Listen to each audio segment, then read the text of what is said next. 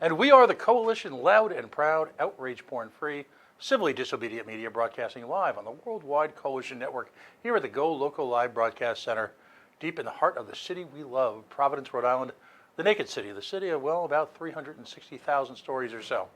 Facebook.com/The Coalition Radio, on the mighty Twitter at Coalition_, and of course, the mothership at coalitionradio.us, where you will find a link to our podcast and our YouTube page. I want to thank everyone who's been piling on the likes and the shares and the follows over the last couple of weeks. We say this every week, but social media is the mother's milk, the primary way that we have of communicating with the public, of competing with folks with vast resources to get our message out and to give, whether it be political underdogs, good government types, sometimes incredibly enough, even in Rhode Island both, give them a chance to talk about issues that are challenging to the body politic, as to, let's just say, the usual mindless pablum that fills our airwaves and print media. A couple of things I want to talk about just in the first couple of minutes. Joining me in just a few minutes, he's actually sitting right next to me, is good friend and educational advocate Daryl Gould. But two things I just need to bring up. The first, of course, is the situation ongoing with IGT and Twin River. We were treated to the news today, and shockingly, it's on a Friday afternoon. Who'da thunk it, right? That, of course, that the numbers at Twin River aren't quite as rosy as, well, our governor and our legislature, camped out up there at Halitosis Hall, all credit to Rudy Chakes, aren't quite what they're supposed to be. I'm a libertarian. I'm proud of it, and I'm proud to be a member of the Libertarian Party of Rhode Island. We've preached for years that government should not have a monopoly on these type of income activities. That, in fact, not only should we not sign 20-year, feel-good, connected contracts to any vendor, regardless of whatever promises are made, that in fact that gambling, if it is in fact legal, and it is an activity that between consensual adults should be legal, should be practiced and available to everyone throughout the economy, throughout the free market. What does that mean? It means if you have a restaurant, a nightclub, a bookstore, if it's okay for the state to do it, well, damn it should be okay for you. Because here's the problem. The state continues to use their monopoly powers, the powers of force and coercion, to control economic activity. And in doing so, redirects the money, the power, the income, just got all back to the state, where it is grotesquely inefficient. And it also directs it to what is largely becoming an out-of-state corporation. Of course, we're talking about Twin River, headquartered not in Lincoln, but in my mind, philosophically, Twin Riverton, Rhode Island. So we're shocked when we continue to see an economic downturn at the height of, and some would say after the events of this week, the beginning of the end of the largest bull market, great expansions in American history. What has it done for Rhode Island? Little. What has Rhode Island government done to support it? Nothing. In fact, quite honestly, they've obstructed it. And I would argue, I would posit to you, as a listener, as someone who is thinking went beyond, if you will, the superficial, that if it were not for the immediate presence of the great Boston economy, one of the white hottest economies, if you will, on the planet, that in fact the state of Rhode Island would be pretty tough shape. So now, of course, we're treated to the notion that, well, we're losing money to the competition. Well, the competition is superior. That's what happens in a free market.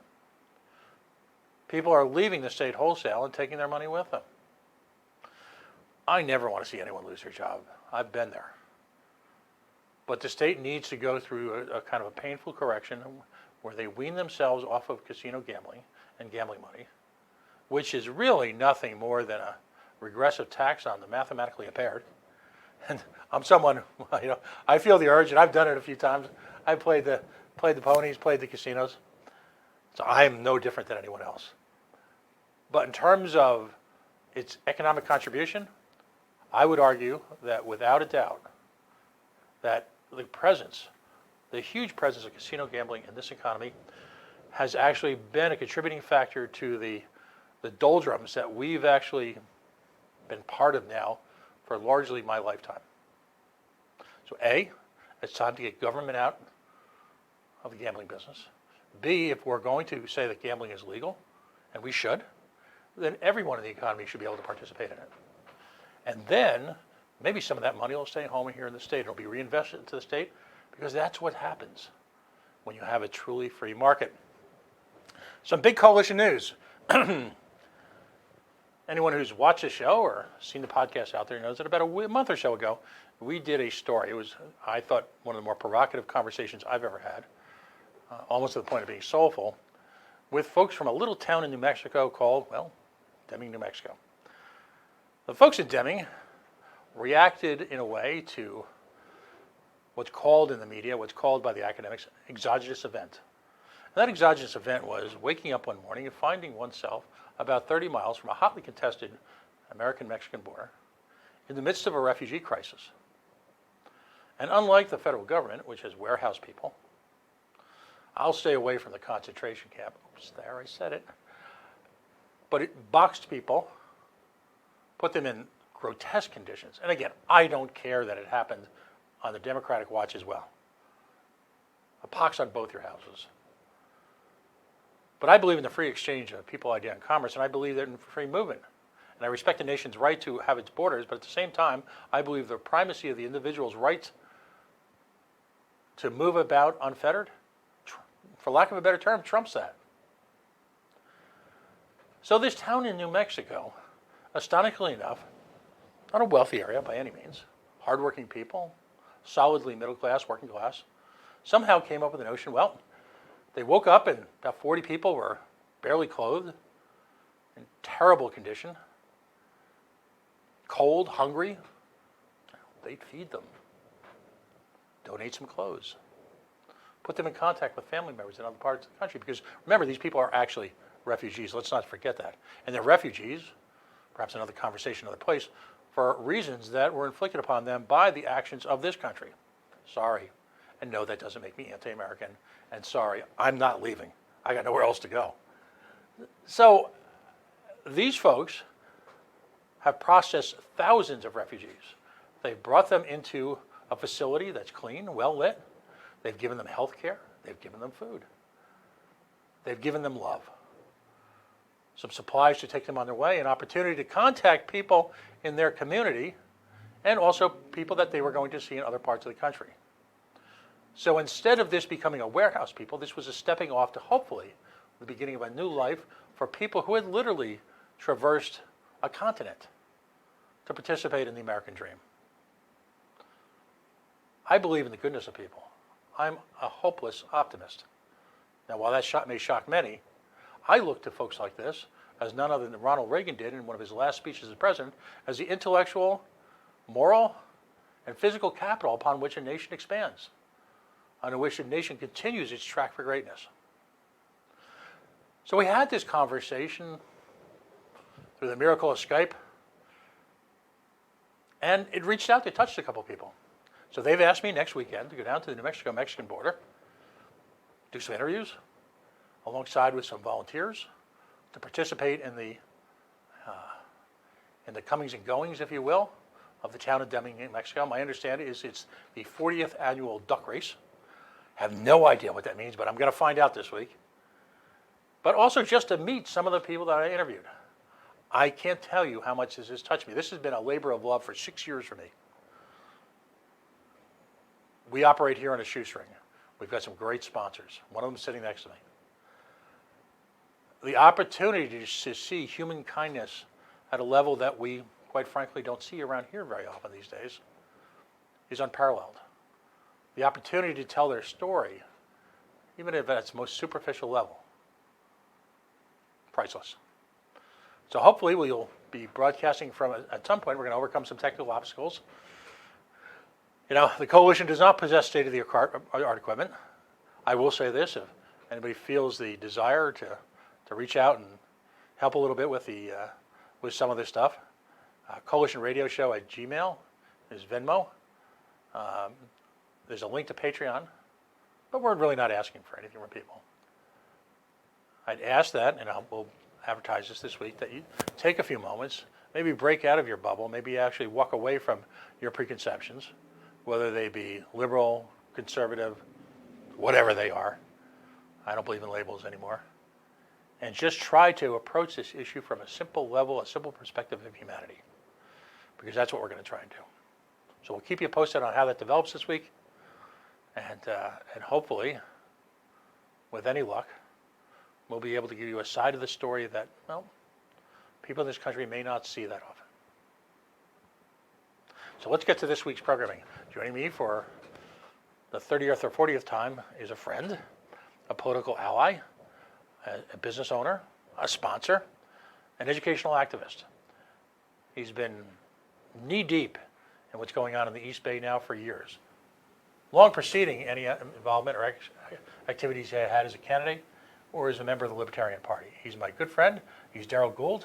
Welcome back to the Coalition, buddy. Thank you very much, Pat. All right. So, Here we are again. All right. What do we call this on the Coalition now? As the stomach turns. So I just got to ask you the question, then I'm going to let you rep. Okay. $17,500. Yeah. Now, by the way, after this conversation over, there is good news. There's a new sheriff in town, and we're going to talk about him, and and the changes that he's already bringing. But what do the kids say? WTAF? Something like that. Let it rip. What is going on? So, as you mentioned, there's this the number is actually $17,250 and I believe 75 cents. That number is important because that is the dollar value that was given to our team. So our group, for those of you who are new to what we do in Bristol Warren schools, I am part of a group of parents, taxpayers. There's certainly some teachers involved, staff, things along those lines, that we're the Bristol Warren Regional School District Parent and Student Advocacy Group. So basically our group is a group of parents that really is dedicated to trying to improve things in the school district. And obviously a lot of that is done through advocacy. This will be helping families with IEPs, helping with 504 programs and curriculum and bullying and safety issues and you name it. So we have our core issues that we focus on, and then we kind of handle these one-offs. One of these one-offs is, and the one-offs tend to fall under the maybe corruption or impropriety or things that don't fall in the other buckets, but they certainly warrant speaking to. So this all surrounds a project at the high school.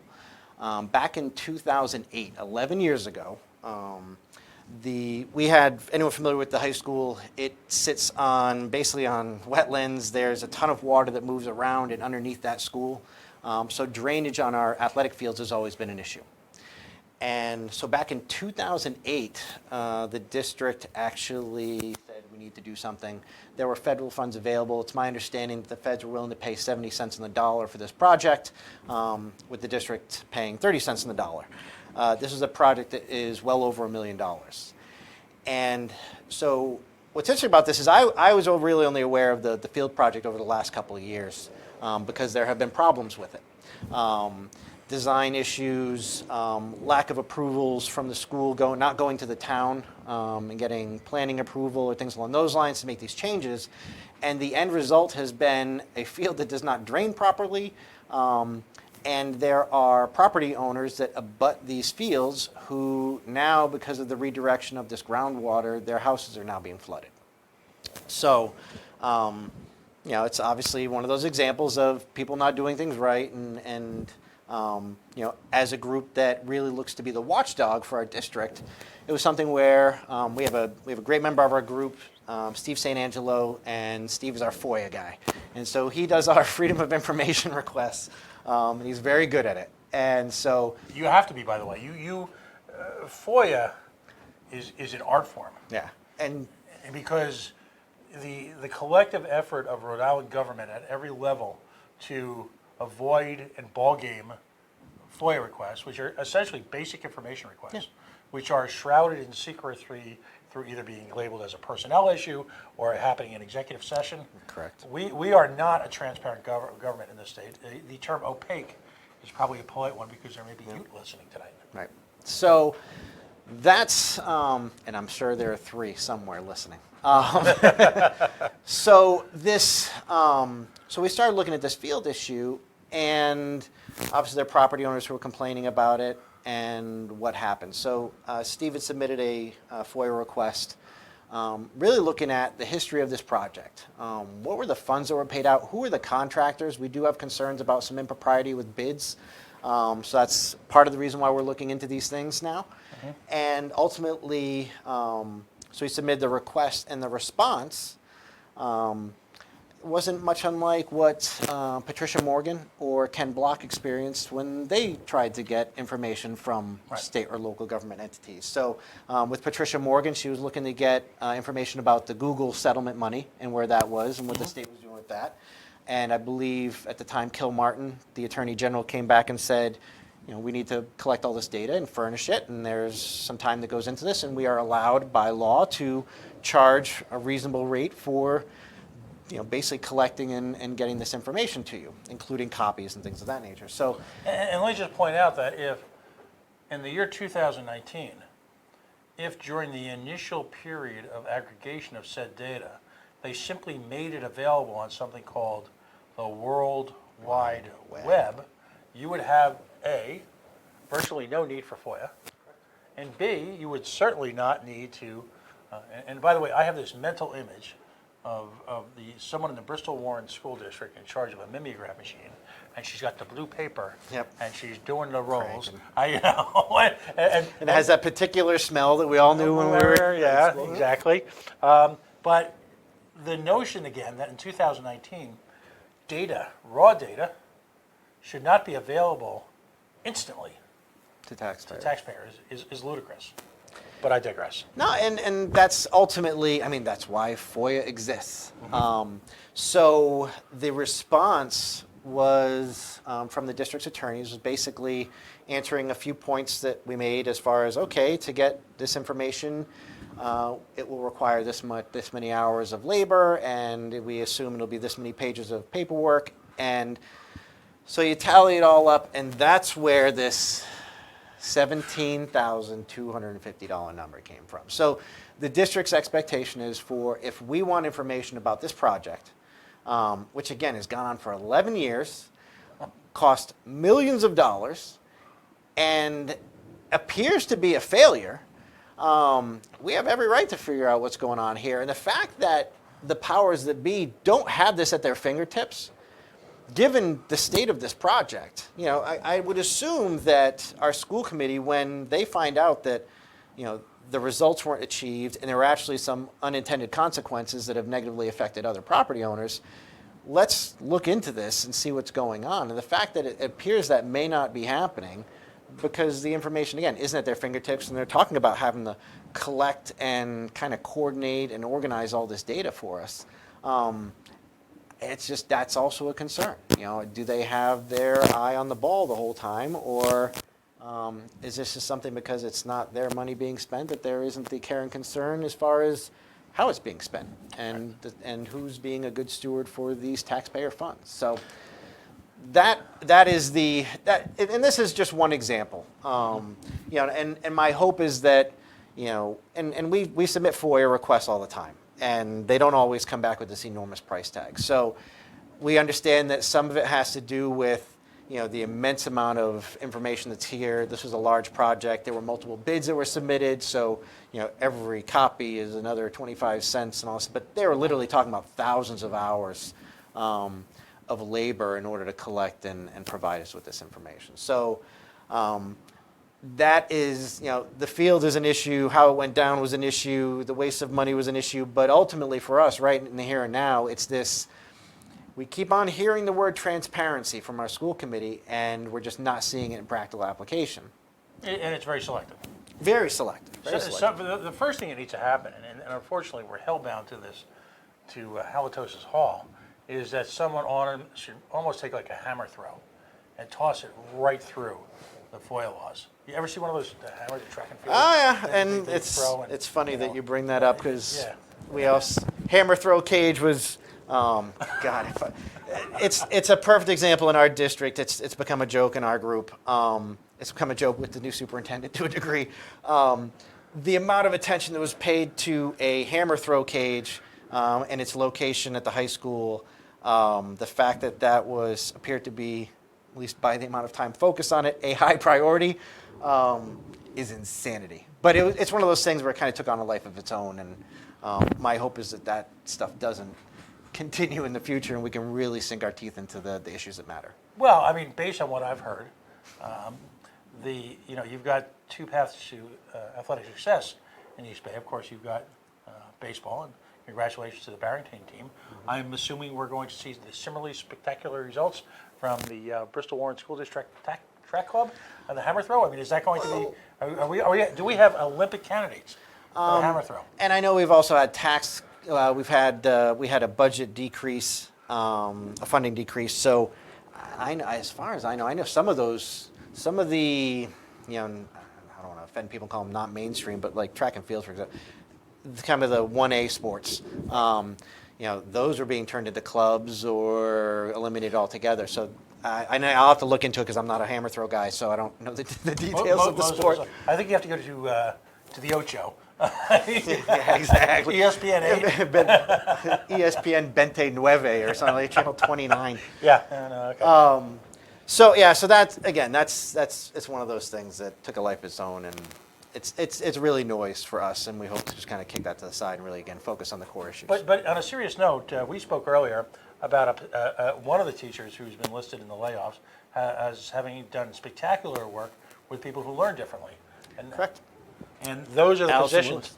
right? Those are the positions that, for whatever reason, sadly, become the first cuts. Yeah. And I don't think I've ever said this before. In the defense of our district, What? yeah, I know. So, in the defense of our, some of this stuff, they're handcuffs with the unions. Right. You have people with seniority, people in certain departments. So all of a sudden, it's full-time, part-time, and because of the budget cuts, we've had mergers of positions, and so because of that, there's actually much like you referenced, Allison Lewis, who was actually the district teacher of the year. She was pink slipped. And what was the program? It was called the PASS program. So this was a program that was dedicated to helping students who really were identified as potentials for dropout.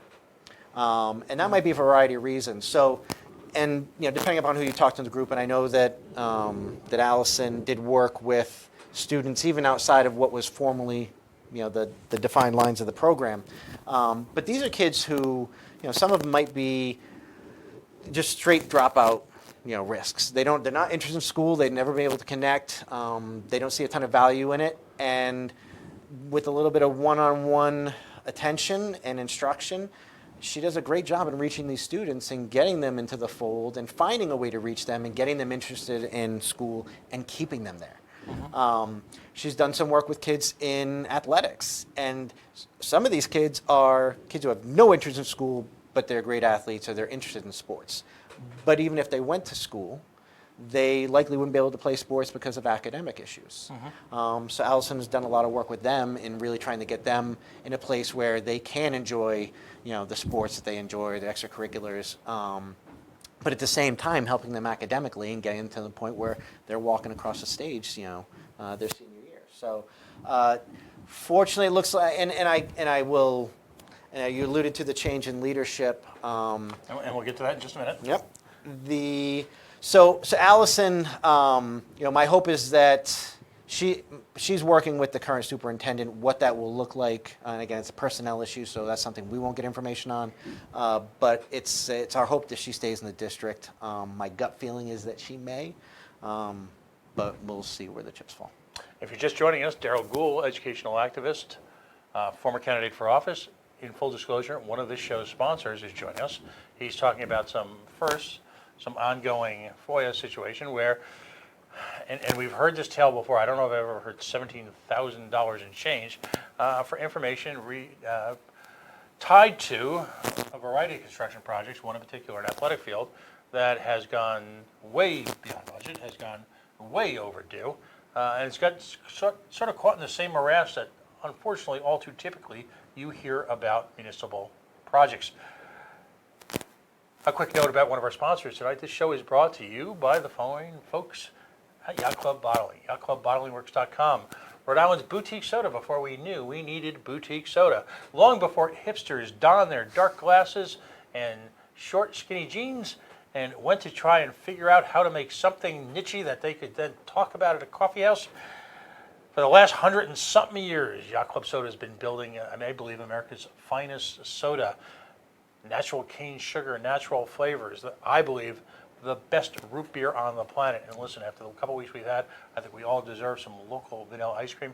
One of our state legislators put out in the middle of the Providence school crisis release her own little independent pole of ice cream. I don't know if I'd want to do that, but whether it be the ice cream machine at Cumberland or your local ice cream store, Yacht Club Soda perfectly pairs with anything you're doing this summer.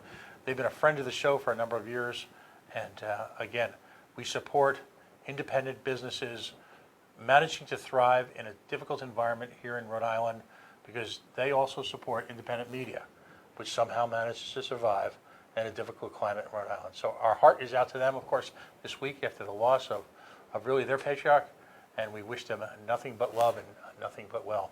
Daryl, so we've got this situation, and you'll keep us apprised that Mr. St. Angelo actually weighed in that he's, I get the sense from him that he's, what's the term, spitting nails? He might be a little fired up these days. Yeah, understandable. I finally had the opportunity to meet him a few months ago, and he's I mean, we're a band of parents, so there's no cookie cutter here. And Steve, what he brings to the table is, certainly some experience as far as interaction with government. He's done some work down in Washington for his own business purposes. So he's experienced in that realm. So he kind of fell right into the FOIA space, and it's a space that he's comfortable in, and he does very well at it. So right, and that's it makes an interesting point on the parents that are involved in your group. You've got people who are parents, but who are parents of children who have long since left the system. Yeah. You've got parents who are newly enmeshed and newly immersed in the system and all its dark magic, who have just had children come to the community. So it's a really nice mix of people, backgrounds, experiences, age, and interests. Yeah, it's like I said, it's an eclectic group, but it's also a testament of when people are trying to do good and trying to do the right thing the right way, that it doesn't matter what our backgrounds, our ages, we're all over the place. Like I said, we have grandparents who don't even have kids; they have grandkids in the district. We have volunteers, teachers, faculty, staff. We have some students who are, periphery involved. So, and that's always. I hope that's always the case, because I think with that variety comes obviously different points of view and different ideas, and it'll help us move forward. So this week you had the opportunity to meet with the interim superintendent. Yes. By all accounts, and congrats to Bristol Warren as a community, because they found a good one. I believe so. I'm 95% in Dr. Bryce's corner, and I only say the 5% I'm not, because I can't trust in someone wholly until I have some experience with them and see how true to their word they are. But I have no indication that he is anything but an honest and forthright man. So, and the reviews from him, we did a little backgrounder, if you can imagine. Yeah. The reviews for him were nothing less than top notch. I think he's exactly what our district needs. He appears to be a cleaner, for lack of a better term. His recent history appears to be going into troubled districts, spending a year to 2 years, and turning these places around. We're talking, New Rochelle, New York, Maryland. He's in places where we have 6 schools. Right. He was in a district with 200. So this is something where, and I love his approach. We reached out to him to introduce ourselves and our group. I'm sure that our reputation preceded us, and he heard some things about our group, some good, some bad, and that doesn't surprise me one bit. But it's one of those things where we reached out to him, and he said, let's get a meeting. We sat down with a couple of members of our group, and we had a 2-hour meeting, and it was kind of open dialogue. We kind of explained to him what our background is, what our goals are, what our experience with the district is, what our problems are, and ultimately to go and to say, how can we support you with your efforts and what you're doing? So it was a great meeting. I like him, he's a systems guy. And the language that he used in that conversation was different than what I've heard in any school committee meeting. It seemed very business centric. Not that he's talking about profit or loss, but talking about assets and the way we run it. We should be running it like a business. This mindset that just because it's a public agency, you don't have to look at money and you don't have to dot your I's and cross your T's. And the reality is, people don't look at it this way. Much you're saying about free market and competition, we're in competition with the other districts around us. And the world. Yeah, if you're looking at buying a home, and I know I've had friends who've reached out to me and said, "Hey, I'm from Bristol. I'm looking at going back, but I see all the stuff you post about the schools. Talk to me." You know what? If you're really concerned about your kids' education, that's a high priority for you. Then right now, maybe we don't have the best district for you. And given that Barrington's right next door and they're a top school district, they have a beautiful new $68 million middle school that looks like it belongs on a college campus, and it's unreal.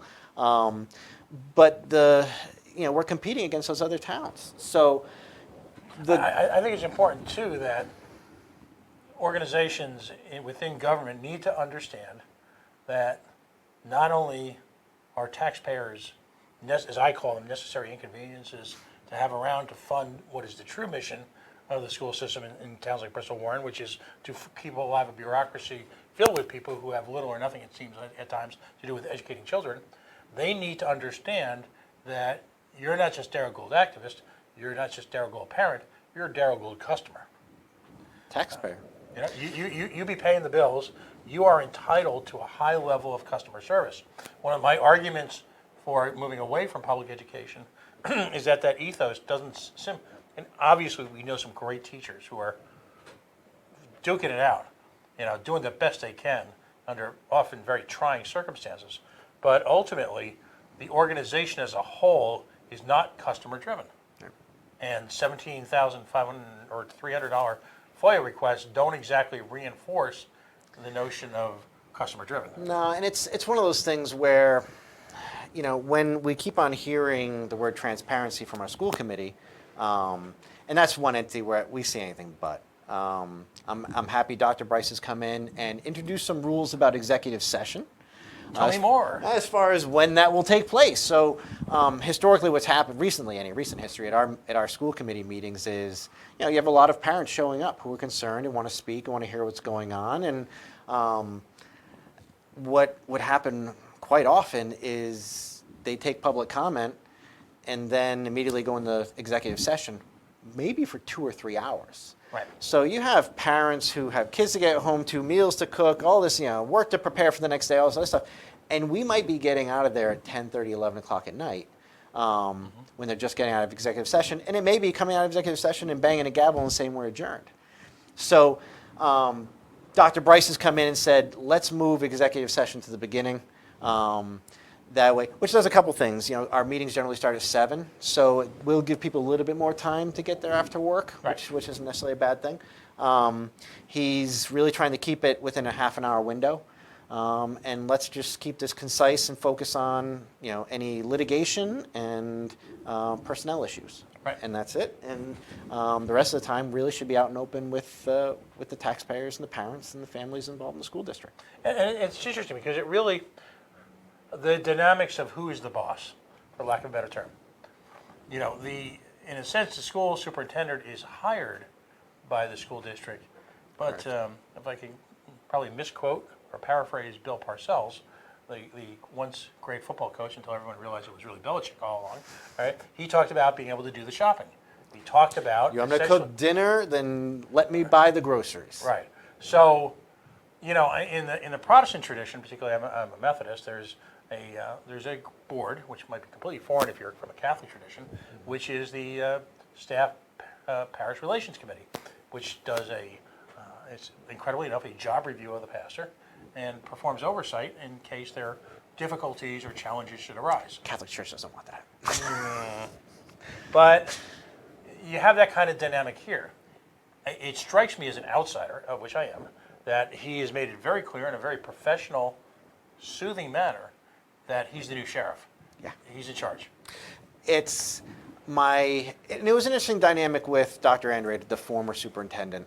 I said jokingly that I was convinced that he had nudes of everyone on the school committee because I understand why they would kiss his ring constantly. And it seemed like to say it was managing upwards is an understatement. Right. He was a tyrant. He was a soft-spoken one, but he was a tyrant, and he ran the district with an iron fist. And I'm not going to say the school committee was afraid of him, but they certainly didn't challenge him. And I don't know if it was because they just had a misplaced amount of respect for his capabilities and performance. But at the end of the day, they didn't feel like they were holding him accountable. It almost sounded like they answered to him. Right. We had that conversation with Dr. Bryce on Wednesday or Thursday, Wednesday.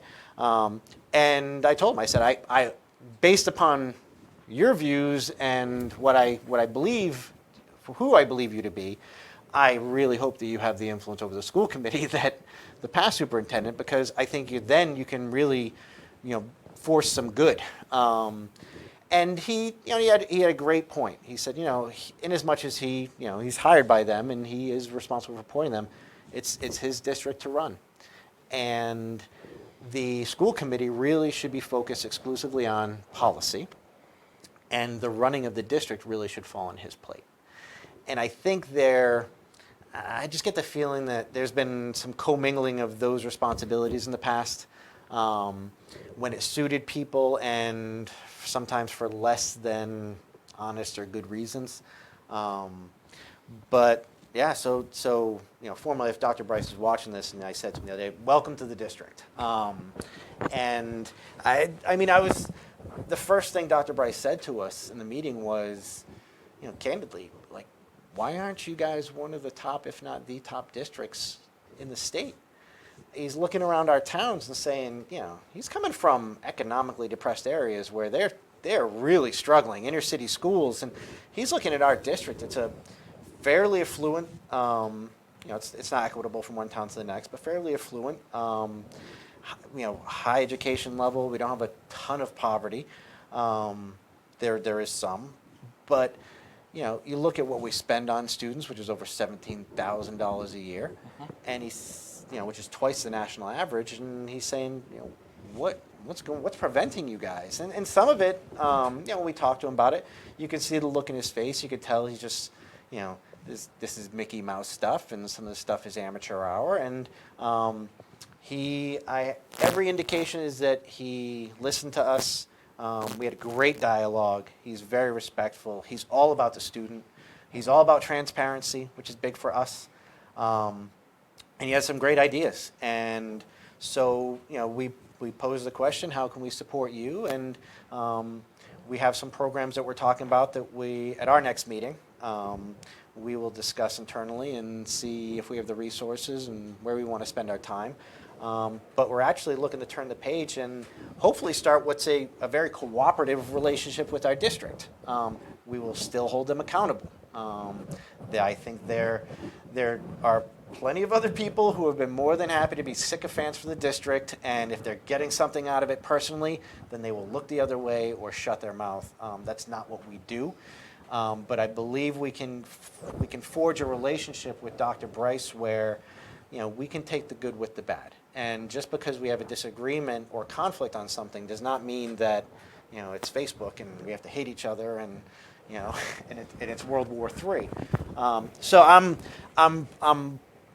cautiously optimistic, but he actually invited our group. We're going to have recurring meetings with him, so we have a seat at the table, which is nice. And he will be joining us for one of our meetings in the future, so we can do a little bit of an intro with the people who run in our group. So we're really excited about it. There's still, we still have some of the open issues. I know last time we spoke, Pat, one of the big issues was these two boys in the middle school who were suspended and really twisting in the wind. That really has not been sorted out. There have been hearings at RIDE that have been delayed. So these families and these two boys who are entering school, hopefully within the next 2 weeks, have not received report cards for the previous year. They have not been told if they can return. Well, and it's mid to late August.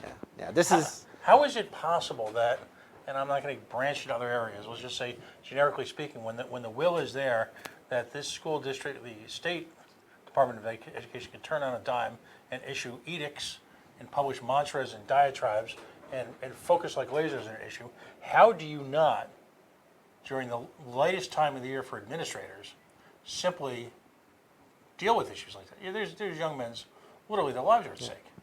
And I mean, it was egregious. These boys were wronged. I understand that it has gone, grievances have been filed, and this is, Yeah, they were wrong. They were. Yeah, in hearings at RIDE. The challenge, so one of the unsubstantiated rumors that's going around, and again, this is where we've talked about how politics in the East Bay has crept into our nonpartisan school committee. And well, in politics, well, let's be blunt, it's virtually crept into every area. of life. Yeah. True.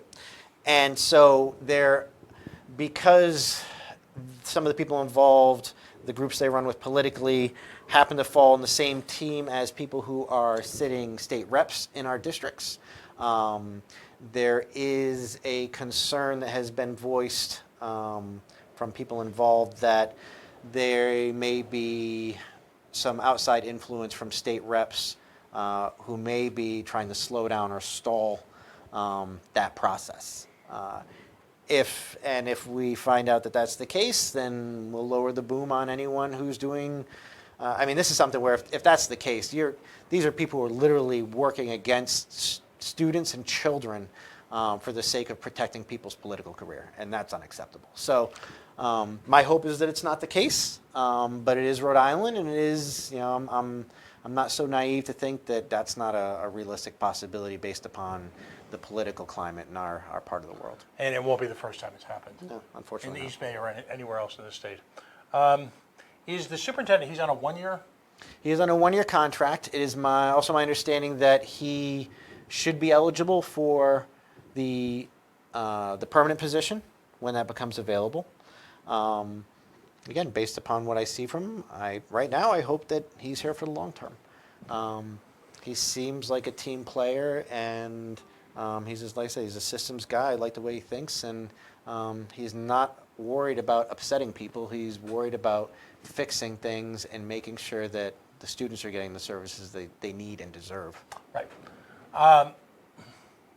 So we started out with a difficult situation, but that has the potential for administrative relief. We're going to, I think it's time. It's clear that this crowd in Bristol Warren reacts to pressure, and they have a reason to be scared.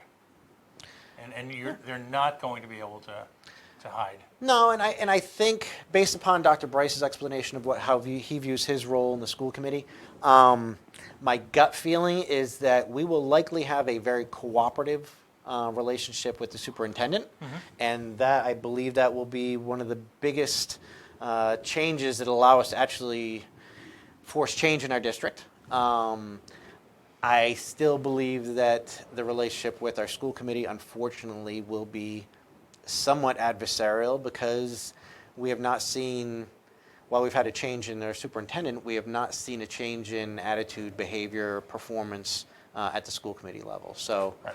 and it's and for those on the school committee who may or may not be watching, if this gets back to you, you're always welcome to attend our group meetings. You can follow the Bristol Warren advocacy page, and we'll be posting public meetings soon. And you're welcome to come out, parents, students, family, whatever. Come on out.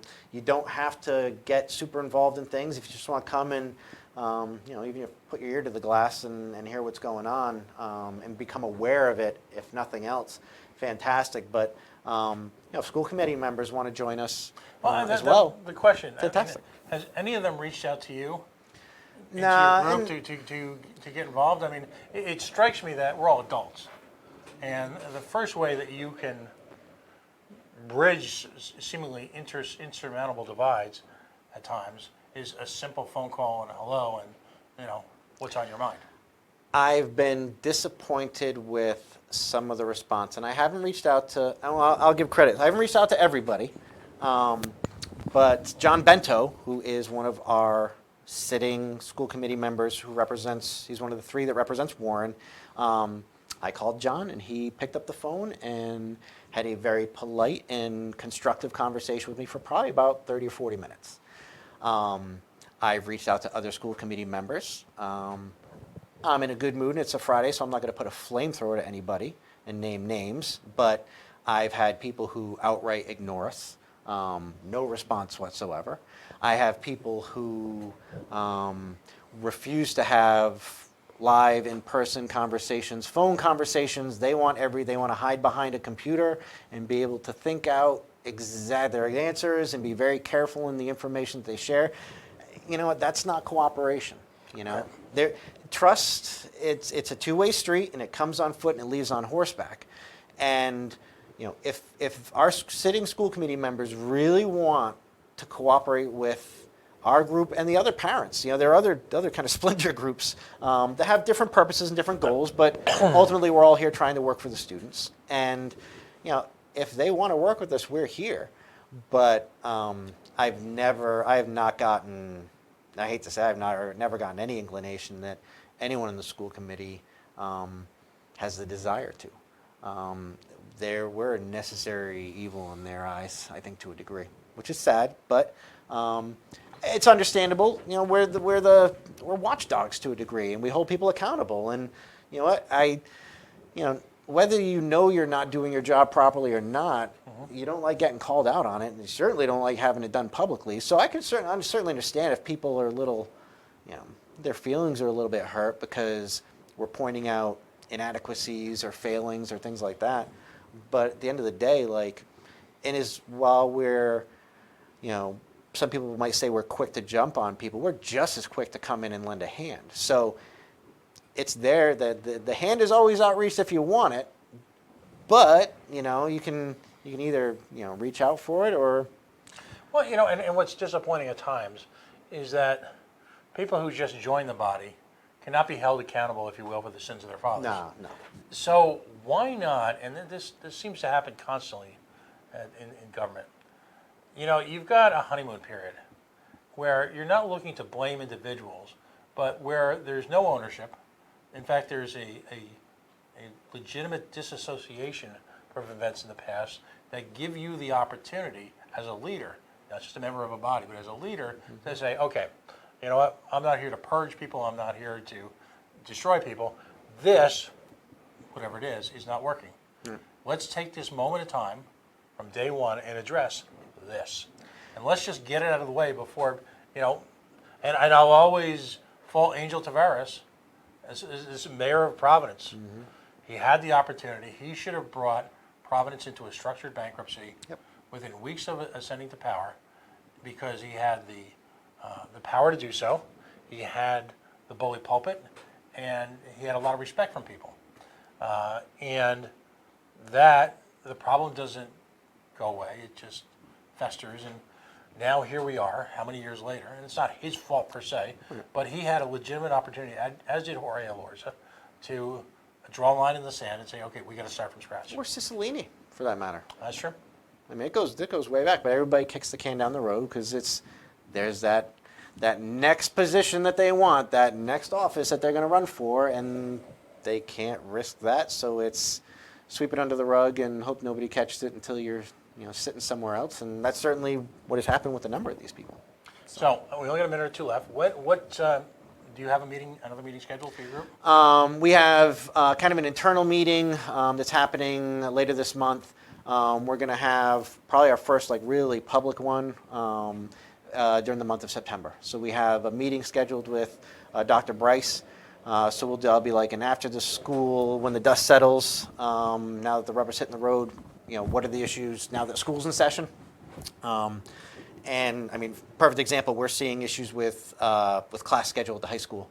Kids are getting scheduled, it's like, all right, I'm getting 3 math classes, and there's duplication, and I'm not a business. I've never taken a business track, so why do I have strictly business classes? And why am I taking the same class and one is online and the other one is an in classroom? Which when I heard, I didn't realize that. I know that there's computer-based instruction and computer-led training or instruction, what have you. But I did not realize the amount of computer-based instruction that's happening in our high school, which kind of lends to our view on public education, which is, if that's a tool that's working in a way kids can learn, then why do we have all these brick buildings? And why can't people learn at their own pace and their own curriculum and what suits their the way they learn and what they want to learn, things like that. So it's a little side on that. But let's close on this thought, because I think this is the next one we have to bring up next time you're in. You've got this incredibly diverse set of students, and I'm not just talking about ethnicity, sexuality, financial backgrounds. I'm focusing simply on how people learn. And the notion that we as a government, as a community, as a body politic, would spend immense amounts of money on a one-size-fits-all bricks and mortar approach, which focuses on this large-scale collective curriculum, is ludicrous. The analogy that I've come up with for kind of our education system is it's like channel locks. And so, people's ability to learn is much like your speed in a boat. So the channel door is open and everyone goes in and the door closes behind you. So now you're in first grade, and there might be kids who are fast learners and they jet right to that next door. But then there are kids who trail. But the kids who are fast learners have to wait. And then everybody catches up, and then the next set of doors open. Everybody walks through, you close, now you're in second grade. And again, some kids might race to that third grade door, but they can't open it. So we can talk about ed reform and going to a K through 10 system and getting rid of grades, as we understand them today, and looking more towards, if you're in third grade, if you're that'll make you a 9-year-old kid. So if you're a 9-year-old kid and you can do calculus, why should you be sitting there doing multiplication? And so we need to come up with a structure that allows kids to really reach their full potential rather than capping it. And because a variety of things happen, they lose interest, failing performance issues, things like that. So anyway, again, that's a whole nother conversation. But I think the long and the short of it for where we are now at Bristol Warren is I think we have a very promising new leader. He is an inclusive guy, and we're looking forward to working with him. Our group is getting bigger, getting more organized. So thank you to everyone in our group. That's a group of people that I appreciate immensely, because these are people who it's a lot of people say this is a second full-time job for us. It's insane how much time we spend on these ed issues. I literally these people, and I'm not going to name names because there's a number of them, and I don't want to leave somebody out. But you guys all know who you are. These are people who are like working tirelessly at this stuff, and it might not even be for their kids. And so that's where I think the strength of our group is. So we're going to continue to grow. We're going to get more public. So please follow our page on Facebook. We will be getting information out there as we communicate with Dr. Bryce. As always, we are an advocacy group. So while we've been focusing a lot on some of the corruption and issues with personnel and things along those lines, if you have a student, a child who is experiencing bullying, having academic issues, having social issues in school, and things along those lines, please reach out to us. We're not therapists, we're not law enforcement, we're generally just people who want to help. And so our strength is in we have some subject matter experts when it comes to like IEPs and bullying policy and things along those lines. And we have some great resources that we can point people in the right direction. So you don't have to blaze your own trail. There are people who've done this, and they're good people who are more than happy to help. So as always, please feel free to reach out. Again, I'm Darrell Gould. For those of you who don't know me, you can private message me, follow me on Facebook, reach out, and I can get you into the group or whatever the case may be. And as always, Pat, thank you for giving us the microphone. this is this is a very important issue to us, and so we certainly appreciate the fact that because it is this kind of watchdog. Let's hold the people accountable and making them do right. We appreciate the time that you give us and letting me come on here and share these things. Well, So, and I'll leave you with this thought. I'd love to have you. It would be fun to have, you, and particularly as we start to move and purge the system, if you will, of all this malfeasance. It would be great to have someone like yourself or someone from your group and the superintendent, the acting superintendent, in studio, just to have a frank conversation. Because this type of environment, I think, lends well to having a conversation that's easily accessible to literally everyone, yet at the same time, it can be done so without the trappings of a big hall and things like that. And, we can set it up so people can That'd be Skype in fantastic. or Facebook Live or Twitter in questions. I'd love to have something like that. That'd be great. Just and really, and actually make it a mission to focus on some of the positivity that we've been talking about in the second half hour, if you will, of this hour-long segment, and move past, because I think your group is showing real leadership in getting the past behind you, purging the system, dealing with those issues, while simultaneously looking to the real issues, which is how do we educate our children? the one thing I think our group knows is that while anger is probably the emotion that most elicits a reaction and action, anger is highly combustible, and it tends to flash burn. Short-lived. It's this big flash and then nothing. So Somebody once said I was an angry person. I get that too. Yeah. Well, setting the world on fire, right? Yep. Absolutely. One time Daryl Gold. Thanks again, buddy. Thank you, Pat. All right. We're going to take a very quick break right now. Joining us in the next segment is Ms. Brittany Hunter. She is with an organization called FEED.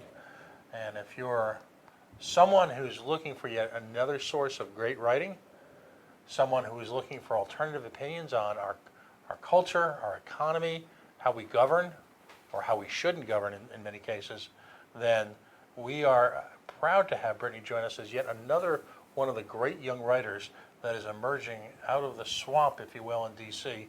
and bringing real light and analysis and creating a level of accessibility to issues that I think are ignored by the mainstream media. So looking forward to that conversation. Excellent.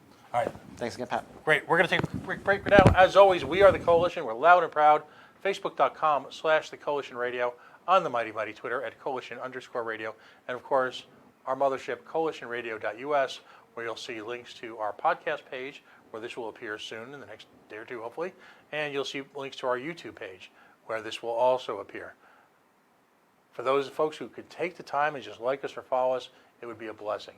It's how we reach out to people at a time when media is just filled with white noise. We like to think that we offer an alternative and introspective look at today's issues.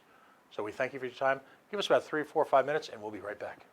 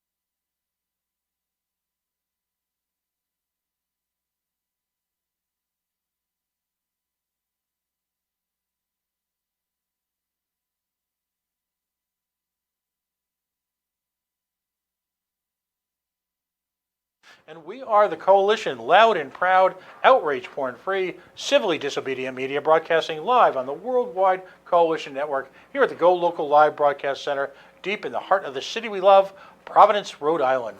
Facebook.com/The Coalition Radio, on the mighty Twitter at Coalition_radio, and of course the mothership, CoalitionRadio.us, where across the headlines you can see links to our new Spreaker and ultimately Spotify podcast page, as well as our good old YouTube page, where we've got a couple of 100 videos of thought leaders like the young woman I'm about to introduce, joining us both from our AM radio days and now here on digital video, talking about issues that, well, we call third rail issues because really no one else wants to talk about it. One of our missions here at the Coalition is to bring on board, given the time constraints that these folks have, some of the best emerging writers on what I'll call the liberty scene. And when I say liberty scene, now that's not to preclude people of really any political discipline, any political affiliation to come and join us and listen. Because the whole point of the show is to have folks who can focus on, well, individual reporting, writing, the art of writing. This is a nation that sadly is very short of great writing these days. Magazines, the old ones that used to matter, the New Yorker, Times, Newsweek, and then all the other literary magazines presented people with an opportunity to read great writing. Nowadays, it's all about what can fit in a single page on a website and what's going to elicit the most clicks. Our mission is to have you do nothing less than replace the MSN.coms and the Yahoo.coms and the nonsense that you see out there with organizations like AIER, with the Goldwater Institute, with Heritage's page, with the FIRE, which is a preeminent force in free speech on campus, and now, of course, Fee.org, which is the Foundation for Economic Education. Joining me for the very first time, I'm going to read directly from her description, is Brittany Hunter. Brittany is a senior writer for the Foundation for Economic Education.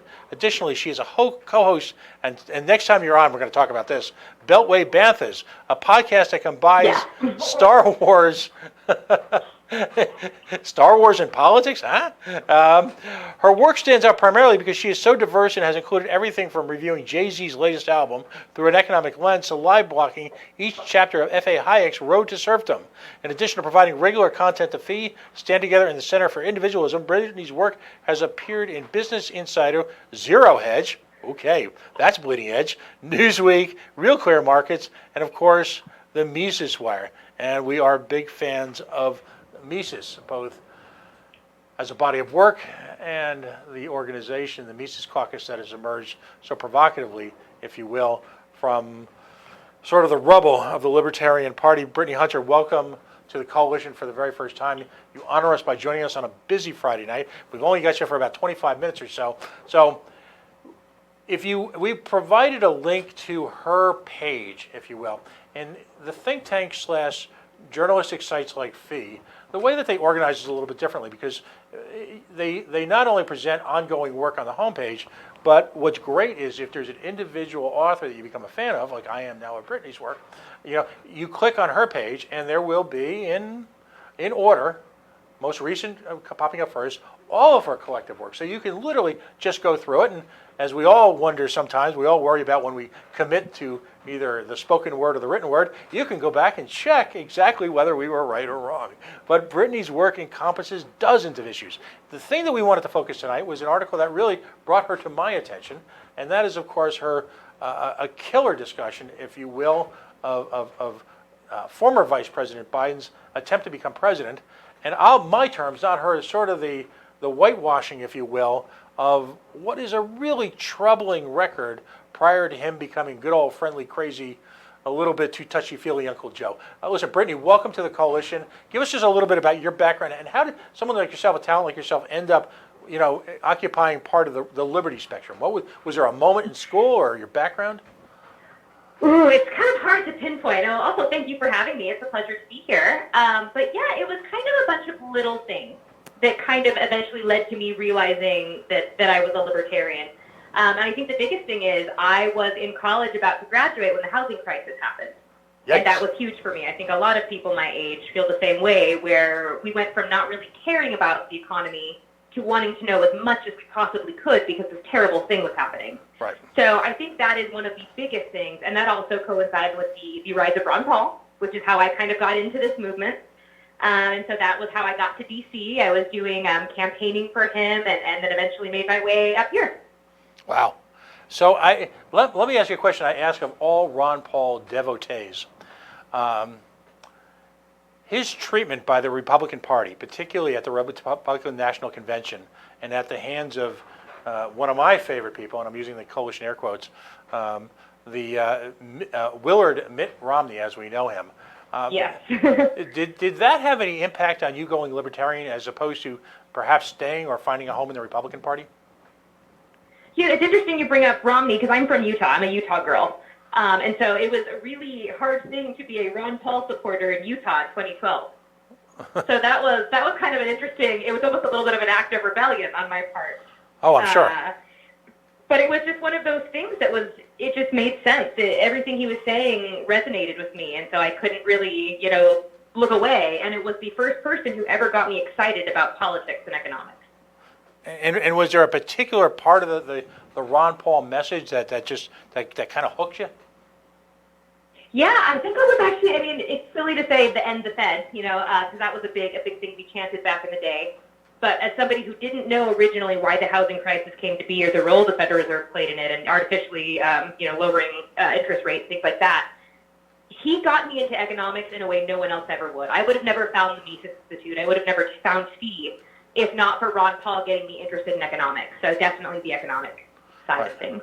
Right, and I believe in my heart of hearts, the willingness of folks in the liberty movement, particularly folks who have sort of spun out of the Ron Paul revolution, to embrace economics, the study of economics, and understanding of how economics works, I think is the single biggest differentiator.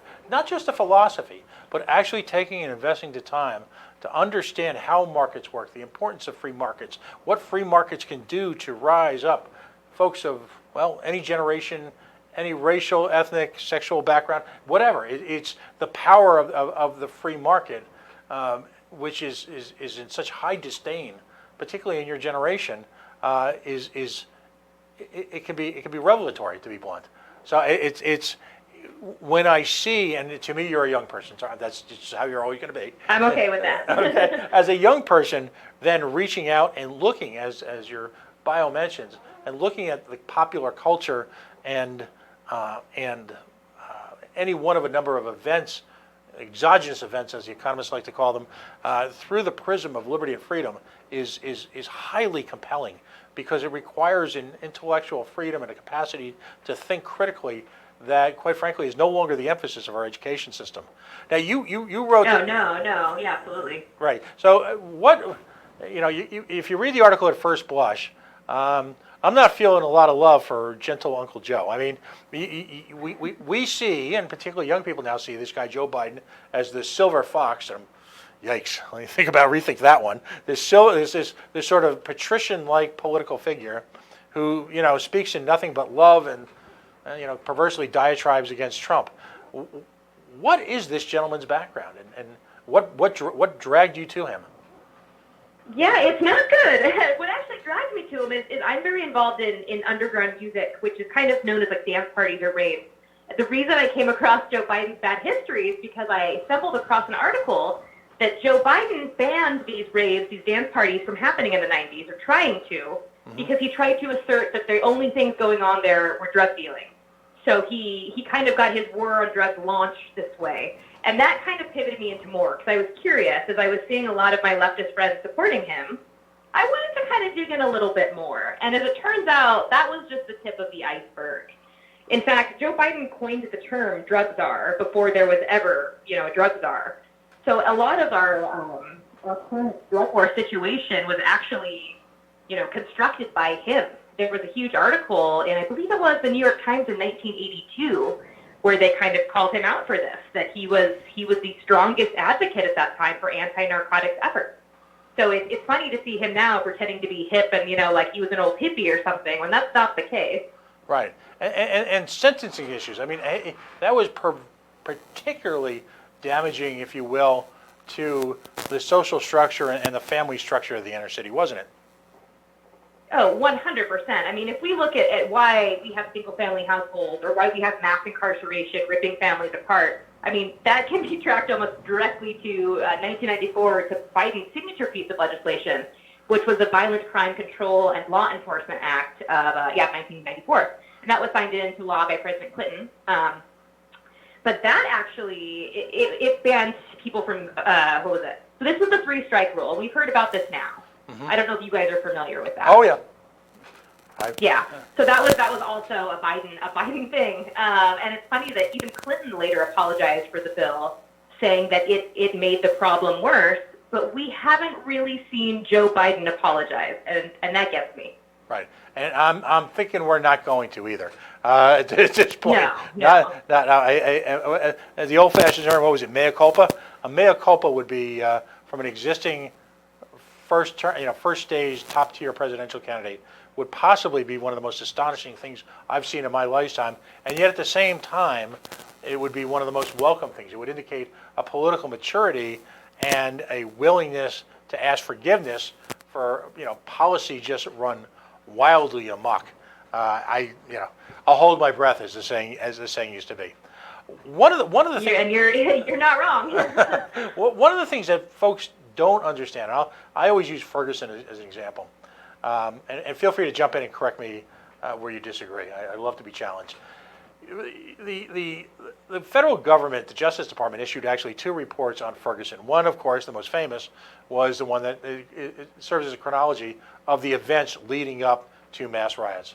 Less talked about, if you will, is studies that were done on the political and the cultural, if you will, and for lack of a better term, sociological environment that pervaded Ferguson and its environs in the run-up to what we now know as the Ferguson riots. Ferguson, politically and socially, and this is emblematic of so many inner-city communities, was literally a tinderbox. It was waiting for some type of event, and let's not even debate the event itself. As history moves on, the actual event becomes less and less important than the culture surrounding event. What in your opinion, has three strikes you're out, broken glass, stop and frisk, what has that done to the culture of any inner city America? And I'm actually going to use a different example. So my earliest memories are of the LA riots. I grew up in LA. I was 7 years old, I believe, when they happened. Wow. But similar situation where you had police brutality end up in riots. And I believe, remind me what your specific question was, just how it's impacted inner cities. Yeah. In other words, I mean, there's still a law and order element out there that says arrest everybody, send in the tanks.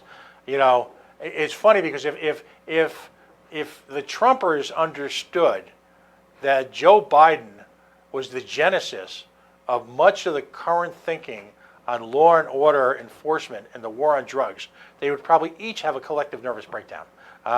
But what impact on the community's culture does this type of warlord-like policing have, from your experience and from your reading? Yeah, it's destructive completely. I mean, I remember at that young age even seeing that was before police using tanks was widespread. But we saw that. We saw we saw people armed. Police wasn't even just police. We saw the National Guard on our corner, with guns. But it gave you a feeling that you had no freedom, and that they didn't care if you had freedom. This is as close to feeling like an animal that I think anyone has ever felt, and I'm only speaking specifically for what I experienced during the LA riots. Right. But it was, you had these cities destroyed, and then you look back at who's destroying them and who's creating these legislations. And like you said, it's people like Joe Biden. It was people like Bill Clinton. And so it's always been just kind of appalling to me that so many on the left who also live in these cities have supported these candidates. Right. Because they are the ones responsible for turning their own homes into combat zones. So how ironic now is that you've got Kamala Harris duking it out with Joe Biden over pointing fingers on who is the most egregious violator of fundamental human rights. And that was outrageous. Watching that, I don't use Twitter often, and I took to Twitter that night. The only thing to say is the only person less qualified to talk about criminal justice reform than Joe Biden is Kamala Harris, and they just both went back and forth as if they had done these great things, and has yet to be seen. Why do you think, and the New York Times has made a few stabs at this, and in fact, their timing was interesting a few weeks ago in the run-up to one of the first debates when they sort of knowledge bombed people the day of the debate. It was interesting because I was trying to figure out what their, and I subscribe to the New York Times, full disclosure, but what their message was or what they were trying to accomplish. But largely, Biden's gotten a complete pass on this. In an age of 24-hour journalism, how is that possible? It's crazy. In 2010, I think that the only comment he made, no, actually, it wasn't even a good comment. In 2010, which really isn't that long ago, he was still clinging to not believing in any legalization for marijuana, which, fast forward 9 years from now, and we are almost at the end of prohibition. Some states are holding on, but we're at the end, and he's still kind of been clinging to that. So I don't see any evidence that Joe Biden has changed. I don't see any evidence that he's going to change. He is your typical old school Democrat, not unlike the Clintons. Right. And to me, the damage is generational because we see, and I don't know if this is in your beat that much, but the coalition as a show is very active in advancing the cause of decriminalization of sex work. And we've dedicated literally 30 to 40 hours of on-air programming time to interviewing folks who are on the ground floor of fighting for decriminalization. I'd love your perspective on this. Despite its utter failure on levels that are profound, the very tools and approaches of the war on drugs are being replicated on the war on sex workers and now seems to be, incredibly enough, despite, again, violently destructive impact, seems to be the new MO for the federal government. And that's true of whether you're a Democrat or a Republican. Has the duopoly, can we truly see now the hypocrisy of the duopoly? Because aren't they the same now? And how is this continuing to persist as a tool of government? It's an interesting topic you bring up because I think we're probably aligned on that. I think, as somebody who believes in the free market and as few regulations as possible, I think the way we protect sex workers is to legalize sex work. But I also know that there's a lot of implications with that as well because it gets tied in with sex trafficking and then you're not protecting the actual sex workers. So I don't know exactly how it ties into the similarities with the war on drugs, but I know it has the same disastrous effect on people who are, for lack of a better term, trying to make a living the best way they know how, right? A lot of these dealers in the 80s were making money the best way they knew how. They had come from nothing, and they were trying to be entrepreneurial. They maybe didn't do what you or I would do, right, if we were trying to be entrepreneurial because they didn't have access to that. And I think the same could be said for sex work. Now, let's look at the field then in the few minutes we've got left. Much is made of Tulsi Gabbard's anti-war attitude in the libertarian movement and the freedom movement, that somehow she's the one, quote-unquote, good Democrat. Is there any candidate, though, across the spectrum, the Democratic spectrum primarily, the handful of opposition that exists for Donald Trump, is there any candidate that you can point to on the spectrum that will actually work to end this madness, as opposed to just give lip service to it?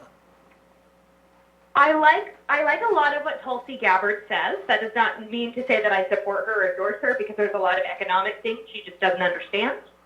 But when it comes to the war on drugs, which has, as we talked about, devastated the lives of countless Americans, I think she could do a lot of good there. She's even talked about pardoning Snowden or getting Snowden back and just doing really great stuff on the criminal justice front. That being said, I could not throw my support behind her, but I think I think she's saying the things that need to be said, especially what she said to Kamala Harris in the last debate. So I'm excited to see where she goes. Right. And the beauty of, by the way, of your article, and a couple of minutes we've got left, you mentioned some of his earliest legislation, but what points out to the Democratic hypocrisy on, again, this portrayal of all Democrats as these being gentle hippie types. I mean, let's talk about the Anti-Drug Abuse Act. I'm going to quote from your article, a mere 5 grams of crack cocaine were subject to the same mandatory minimum as that was caught with 500 grams of powdered cocaine. When this was written, First of all, I mean, I don't expect you to know drug prices in that period of time. So I'll simply say that 500 G's of Coke, when that law was written, was one whole hell of a lot of money. Speaking on behalf of a friend. The notion that 5 grams of crack could subject you to the same sentencing guidelines was a grotesque attack on the African American community in their inner city. Oh yeah, yep. I mean, and not even hiding it. That was a blatant attack. I mean, do we use the word racism? I think we should use the word racism because I think that's what it is. If you look at how that epidemic, the crack epidemic, destroyed those neighborhoods. I mean, we could go on this topic forever, but absolutely, that part, Joe Biden will have to pay for that someday because right. That is a blatantly racist policy that I think has just barely been undone by the First Step Act that just got passed. I think they're just starting to undo the damage of what Biden did. Right, and so you've left an entire generation of communities broken. You've abetted, if you will, they're being forced to be single parental families.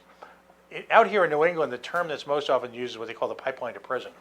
You've just taken that pipeline and you've turned it into a reservoir where you're just draining entire members of the community for selling what should be legal and what should be a consensual act between adults. When I look across the candidates from my perspective, I can't think of an individual on the political spectrum right now, including Donald Trump, whose actions are largely rhetoric. He's done some amazingly abhorrent things, but largely it's rhetoric.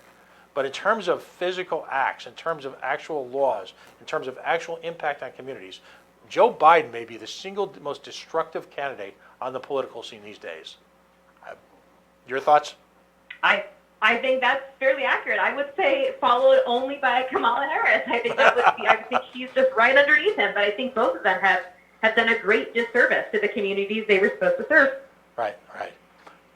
Final question before I give you a chance to plug any work that's coming up. And again, I appreciate you taking some time on a busy Friday. I know you got a lot of commitments tonight. Of course.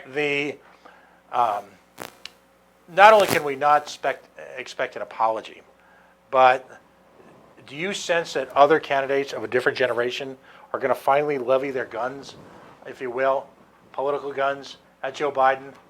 And is there any chance that, the fine Mayor Pete or any of these folks, or are they just going to turtle on this issue because they're afraid to challenge their own political hierarchy? I think what's going to happen is we're going to see the takedown of Harris first. I think Joe Biden's almost irrelevant to the younger candidates. Maybe not yet, or maybe not for the long term, but for right now. Because I've noticed in that last debate, they were just all getting on Harris. I think that's going to be enemy number one, even though Biden's contributions to the war on drugs are arguably far worse than hers. He's been around longer. He wrote them. But I think Joe has the Uncle Joe scapegoat. Like, I think he's very lucky that he has I'm just kind of a bumbling fool. I don't mean any harm going for him. But I would like to see that. I would like to see more people hitting him hard on what he's actually done in his career. So I'm hoping. Well, we're going to reshare your article until literally everyone in America has been forced to read it. We're going to print it out. We're going to paper coffee house walls and other places where liberals tend to congregate until they understand it. Because again, I just see him as an incredibly dangerous figure. The notion that he would rise to the presidency is to me actually more appalling than a Donald Trump presidency. And we've just met, so you don't know what that means. Give us how often do you present in Fee, and what are you working on right now? Anything good coming up that you want to tease us with, or? Yeah.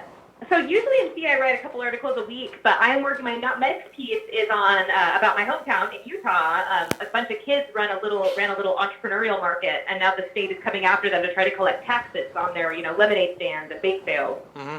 So writing kind of about the fight against that and child entrepreneurs. So very excited about that. Great, and so you'll make sure that I've seen that when that comes out, so we can continue to share your work. I hope you'll join us again in the future. Just give folks a couple of snapshots of where they can find you on social media. Yes, absolutely. You can find me on social media under the name Brittany Hunter. I'm pretty easy to find. My Twitter handle is Brit_the_wit. And then you can find me on Instagram at Brittany Hunter as well, and then on fee.org. I'm going to just leave folks with a couple of things that you've written about and just the last couple of weeks. And it's right here on the site. It's an astonishingly easy site to navigate. And again, eliminate CNN.com and bookmark this instead. How one entrepreneur is waging war on poverty in Africa. I'd like to talk about that next time. Home equity theft. How a man's home was seized over $8 in unpaid taxes. How gratitude can rewire your brain for happiness and success. How the gig economy can save a generation drowning in student debt. Again, economics applied to real life applied to politics. That's what we need more of in this, and I congratulate you on your work and your continuing efforts. Thank you. All right. Thank you so much. All right, so again, Brittany Hunter joining us, fee.org. Just do a simple Google. Fee.org, Brittany Hunter. You'll get access to all her work, and it's right there on the web. Join us again soon, I hope. All right, buddy? I will, anytime. Let me know. Thanks for having me. All right, we're going to take another quick break now. We are the Coalition, loud and proud, outrage porn-free, civilly disobedient media, broadcasting live on the Worldwide Coalition Network here at the Go Local Live Broadcast Center, deep in the heart of the city we love, Providence, Rhode Island. Facebook.com/The Coalition Radio, on the mighty Twitter at Coalition_radio, and of course, coalitionradio.us. That's the mothership. Links are right there to our YouTube, to our Spreaker podcast page. We'll have a link up to our Spotify page soon. You can get this, shows that go all the way back to 2014. In the next few weeks, we're going to be developing and bringing off our AM signal, some shows that featured presidential debates and candidates' appearances from the Libertarian Party, one of which, John McAfee, you'll find startlingly interesting. We'll just leave it at that. Again, we thank folks who've taken the time to follow us on all social media. It's important to us. It's how we get our word out amongst, well, the white noise that constitutes American media landscape today. As I mentioned, we're in the process of organizing a trip down to the Mexican border to focus on what's going on in a little town called Deming.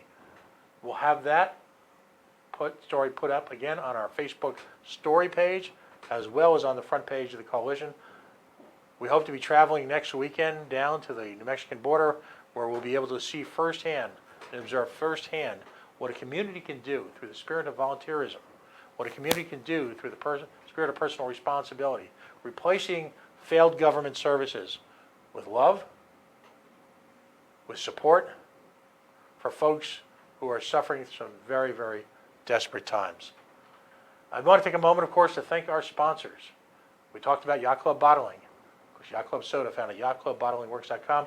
Take a moment this summer. You're going to spend, well, we got Labor Day just a few weeks from now.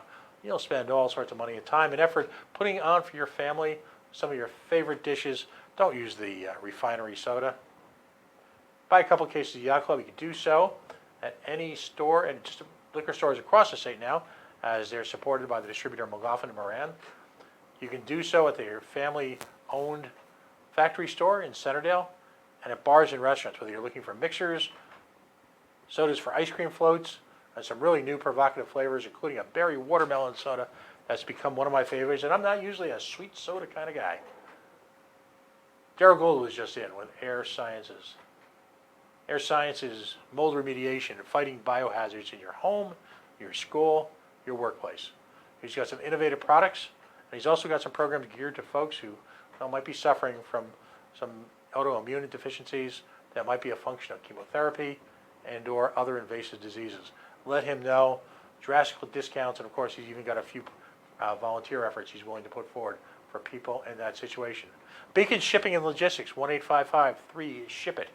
We're coming up to that time of the year where your daughter or son might be going to college, might be going to grad school, might be moving out to that first job. You've got a family car, maybe a car that you bought on eBay, maybe a car that you got at a dealership far away. Whatever the reason, professional automobile service, dealership-based shipping and transportation now available for the individual at fair prices, fully insured, a company with international reach based right here in Warwick, Rhode Island. Beacon Shipping and Logistics, 1-855-3-SHIP-IT. So we're going to take a quick break right now for a couple minutes. Well, in the next hour, we're going to move into the Libertarian Hour. Probably going to start a few minutes early. We're going to talk about, well, county and affiliate organizing.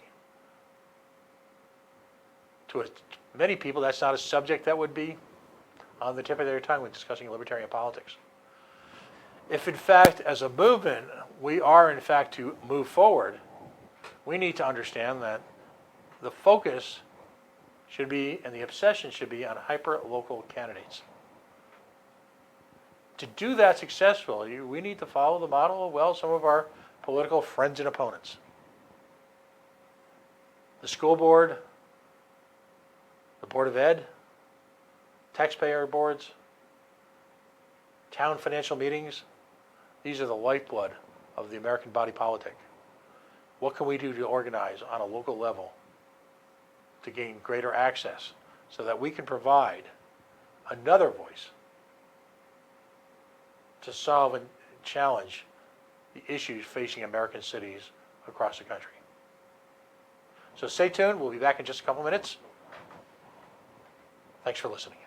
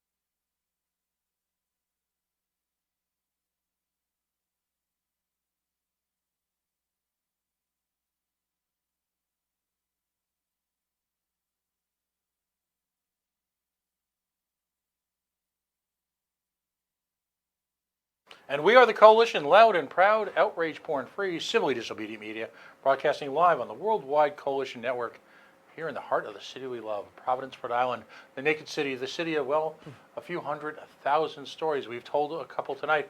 Darrell Gould, of course, political activist, educational activist, parents' rights activist, joined us from Bristol Warren School District to talk about some of the madness that's going on there, but also to paint a bright picture. A new superintendent who actually, well, I don't know, believes in getting down to basics, but at the same time is willing to be far less, what's the word politically these days, opaque, than the current school board might allow. Brittany Hunter of FEE just joined us for the first time. I hope she'll be back with us in the future. She talked about, of course, the Biden vice presidency, but more importantly, the record Joe Biden had from his senatorial days as a complete drug warlord, as someone who single-handedly has done more harm to the social structure of this nation than possibly any other candidate alive, any other politician alive. I am no fan of Donald Trump. I've never minced words about that. But at the same token, most of the pain, outside of the trade wars he's decided to engage us in, most of the pain has largely been rhetorical. He is a man who's clearly, his bark is far more dangerous seemingly than his bite. Unless, of course, you have a 401k. That's another story. Joe Biden, of course, was the architect of many of the laws that brought us the type of cultural and social breakdown that occurred in inner cities around the nation. And he is single-handedly responsible for that. And I fault the Democratic machine in this nation for allowing him to get away with what I'll call societal murder. Kamala Harris is a terrible human being. But Joe Biden, wow, astonishing. But let's get to what I call the Libertarian Hour here on the Coalition Talk Radio.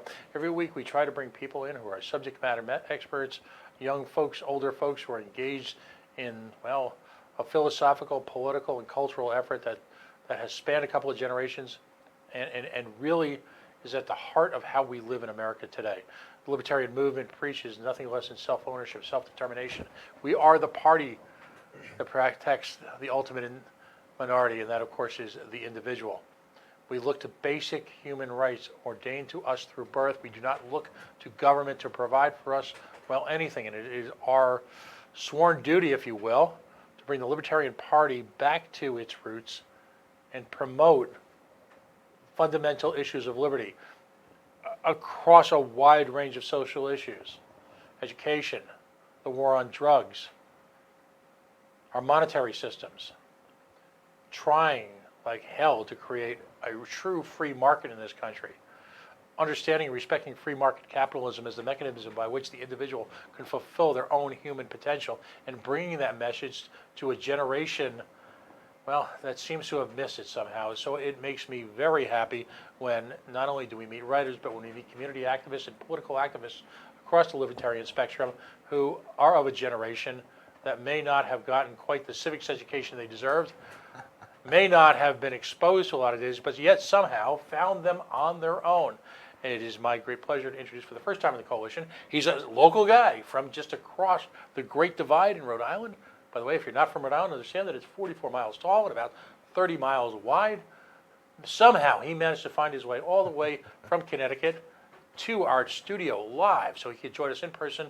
Lance Leduc, welcome to the Coalition, buddy. Thank you, Pat. Thanks for having me. And again, I guess what I'm thrilled about tonight is that the people that we're having on the show tonight are in their 20s, 30s, 40s, who might not have been alive, you know, when people like Goldwater and Reagan at one point in their lives embraced small government. I'm 35. Before they went so crazy. You're young. 1984. I was alive when Reagan was around, but Not, yeah. not cognizant of yourself. I think you might know him a little bit better than myself. Okay. You know, but it's great stuff. So, the question we always ask folks is, you know, at what point in time, what was your libertarian moment? When did you understand that you needed to embrace liberty? Sure. And, you know, I love this question. If I could, before I answer, kind of dig into that question a little bit. It's a question that I think for two reasons I really like it, and I've kind of come to realize it, because it's a very common question in liberty circles when you listen to podcasts and, you know, radio shows like your own, and other questions. It's something that we're always curious about. The first reason is one that I think many libertarians would give as an answer, is that it separates us from the Democrats and the Republicans in the sense that, because what you're really asking is, how did you come to this philosophy, this ideology, this set of principles and Right. stuff like that, which is language it doesn't really exist in the Republican and Democrat circles, right? No, it does not. No, so it separates us and gives us a little bit of a moral high ground there, I think, and so I like it in that sense. But the reason that I've learned to love it more recently is that I've realized it's one of the only common questions that are asking, a little bit about another person's personal history, about their upbringing and what brought them to the way that they're thinking now and stuff like that. And I think it's something that we're missing in the Libertarian Party a little bit. We're so good at numbers and data points and evidence and historical facts, and I mean that all as a compliment. I think those are the types that should drive, our talking points about how we want to govern or not govern in most cases. But I think it's important to remember that there is a human element that is important in order to build relationships in our communities where we're trying to win these local races and relationships and get people to trust you and stuff like that, is being able to talk to people and forget about some of the data points for just a minute. That's so- why we say take human action. Yeah, I'm a big fan of that "take human action" quote. So to answer your question, I don't know that there was one moment in particular when I look back, because I've had to answer this before. Like I said, it's a common question in libertarian circles. I think that now looking back, being 35 years old, looking back at my childhood, I quite literally grew up in the state. I grew up in foster care and group homes most of my childhood, and being able to, now at that time that's all I knew, right? So there was no ability to kind of reflect back. But now, and I've had the advantage in terms of this specific conversation of starting a career working with kids who come from disadvantaged backgrounds of all kinds and are in foster care and group homes and stuff like that. And I've worked in some of these residential centers and stuff like that, actually right here in Rhode Island for a long time. And being able to look back at the hundreds, if not thousands, of kids that I've worked with and my own life experience, and being able to realize all of the failures within just that one system of the state and their hands on that, and then looking back at what did actually help me when it came to either coaches or different adults that were in my life that were, it wasn't the state, it was just good people trying to do good things that are part of a community. And I was lucky enough at 14 years old to land in a household that I call them my foster parents to this day, but they're really, that's just because so that people understand my relationship with them. But they heard of myself and my siblings through a friend who was part of a church who kind of said, hey, we're struggling to have kids, we'd like to help. And they took us in, and we were no longer a ward of the state. And that's where the structure and the caring and the guidance and the counsel and all the things that help kids grow up, that's where all that started to happen for me. And those experiences all made me start questioning, as I got a little bit older, looking back at those things, like questioning, is government the answer to a lot of these problems?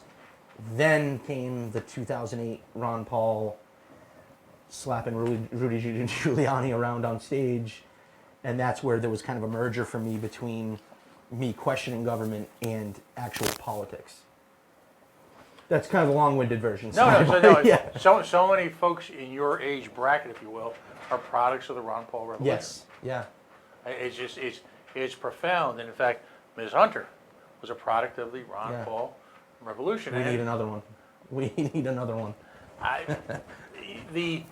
The question I always ask them when I find folks were part of that group where essentially you had philosophy and real world converge Yeah. into one individual who was a spokesman for so many things, who was able to articulate, in many cases, articulate a viewpoint, but in many cases gave word to the type of questions that a lot of us had in the back of our mind.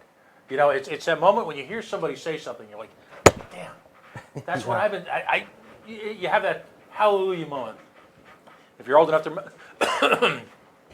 remember cartoons, like I am, that's when, excuse me, that's when the light bulb went up over your head in the cartoons. Yeah. But the question I always have as a follow-up, and it's kind of a snarky political one, I love those. It's okay. The Republicans, if they had given Ron Paul his due, How Yeah. different could the world be right now, right? I go back to one of my least favorite politicians on the planet, who's still alive, and I'm talking about Willard Mitt Romney, although one could say politically he is the undead.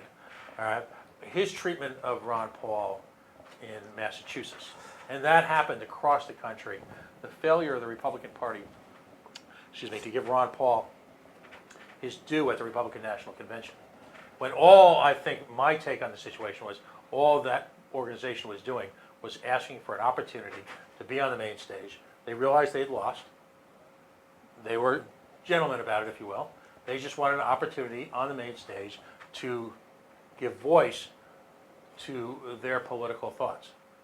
How different would this world be? How different would the Libertarian Party be? Well, yeah, I mean that's a couple of really good questions. I mean, I guess all we can do is sit here and guess, but I really wish that, because you're talking in 2008, he was probably in his late 60s, early 70s. I think the not the end to his political career, but all that he had done over decades of work could have kind of come to a little bit more of a beautiful manifest if he was allowed to, and it's too bad. But he still has so many followers, so many people that look up to him. He's basically my modern day political hero. He's who turned me, like I said, politically toward the Libertarian Party and towards the philosophy and the set of principles. And it's been an evolution since then. That's another thing that I talk about a lot is, Right.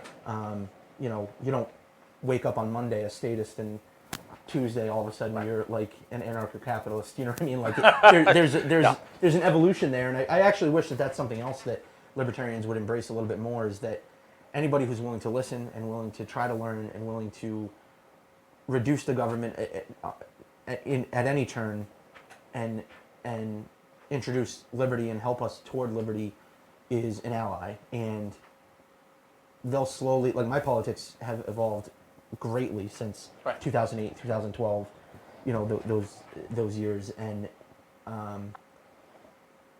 we're never going to, I think we turn away a few too many people with the, more holy than thou libertarian Right. kind of, Right. It's you wish, and we're going to talk about this extensively tonight. You wish that folks would be introduced more often at a libertarian caucus group or a meeting in Yeah. person than they would be meeting it for the first time on a Facebook chat room. Yes. And particularly when you meet so many people who claim to have such an interest in caring about the results of the Libertarian Party, when in fact they have absolutely no connection to Right. said Libertarian Party. And that's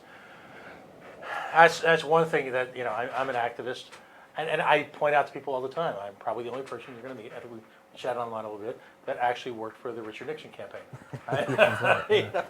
Yeah. I sometimes I'll go to a meeting and say, hi, my name is Pat.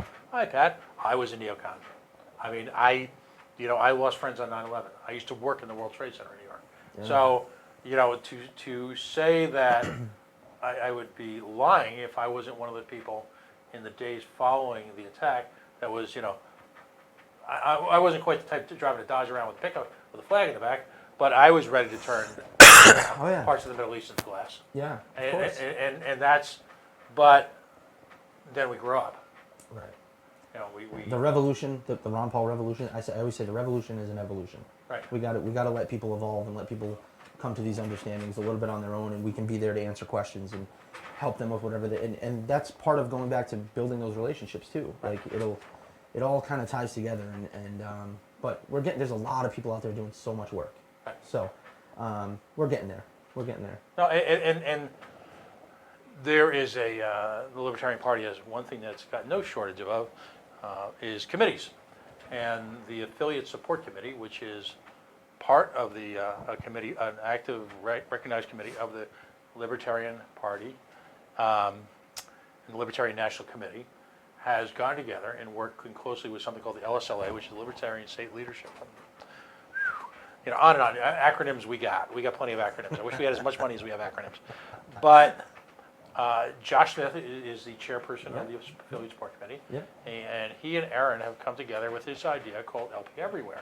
Yeah. And it's the hashtag is sheer genius, because what it invokes is a contest, and I'll explain in a second, but what it invokes is the notion that the Libertarian Party needs to be everywhere. In fact, we are going to work towards the end of government and look towards self-governance, then we need to be ready to step up and be active in our communities. So the whole purpose of the contest that Aaron envisioned, and Josh is sort of working with Aaron and the committee, I'm part of the committee, has brought to the fore is the notion that individual affiliates, both on the hyperlocal as well as the state, would perform acts of activism, and the one who's judged the best by the party as a whole, after a little bit of screening by the affiliate committee, is eligible for a $1,000 prize. Yeah. And that's the kind of positivity, because that instantly generates two things. Number one, activism is okay. Sometimes activism for the sake of activism is a wonderful thing. It may not have immediate political consequences, Sorry. but it breeds a positivity and a spirit of working togetherness, if you will, for, I don't know if that's a word or not, but a spirit of togetherness that we as a party, as a movement, as an organization, as a lifestyle, whatever you want to call us, that's what we need to do. We need to simply just get into the trenches more, side by side, and then all of a sudden, these how many angels on the head of a libertarian needle pin start to go away. Right. And it's more, instead of being, hey, that guy Smith, is, hey, Josh, can you help me with this? Right. Yeah. And so I'm thrilled about that. I mean, there are some incredible ideas that are bubbling up. I've been invited to go down to the New Mexico-Mexican border next weekend to work with the folks for a day or two and to just interview folks in Deming. I've been talking about it ceaselessly for weeks now about this, and then all of a sudden this came out of the blue with these folks in Deming, New Mexico, who as a antidote and a reaction to government refugee centers. And we've all seen the pictures. Yeah. I don't care about the terminology. We've all seen the notion that we've caged human beings. Both Democrats and Republicans have done it. I don't give a damn about that. But truly, this is libertarian AF.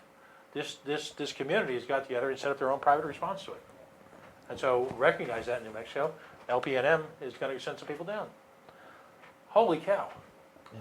I mean, that's powerful, powerful stuff. Oh, it's an opportunity for us to be at the forefront of trying to do good work, and people see that we're not just the tin foil wearing hat. You know what I mean? Like we're trying to do good things and bring freedom and liberty to people, but we got to do the work. Right. We got to do the work.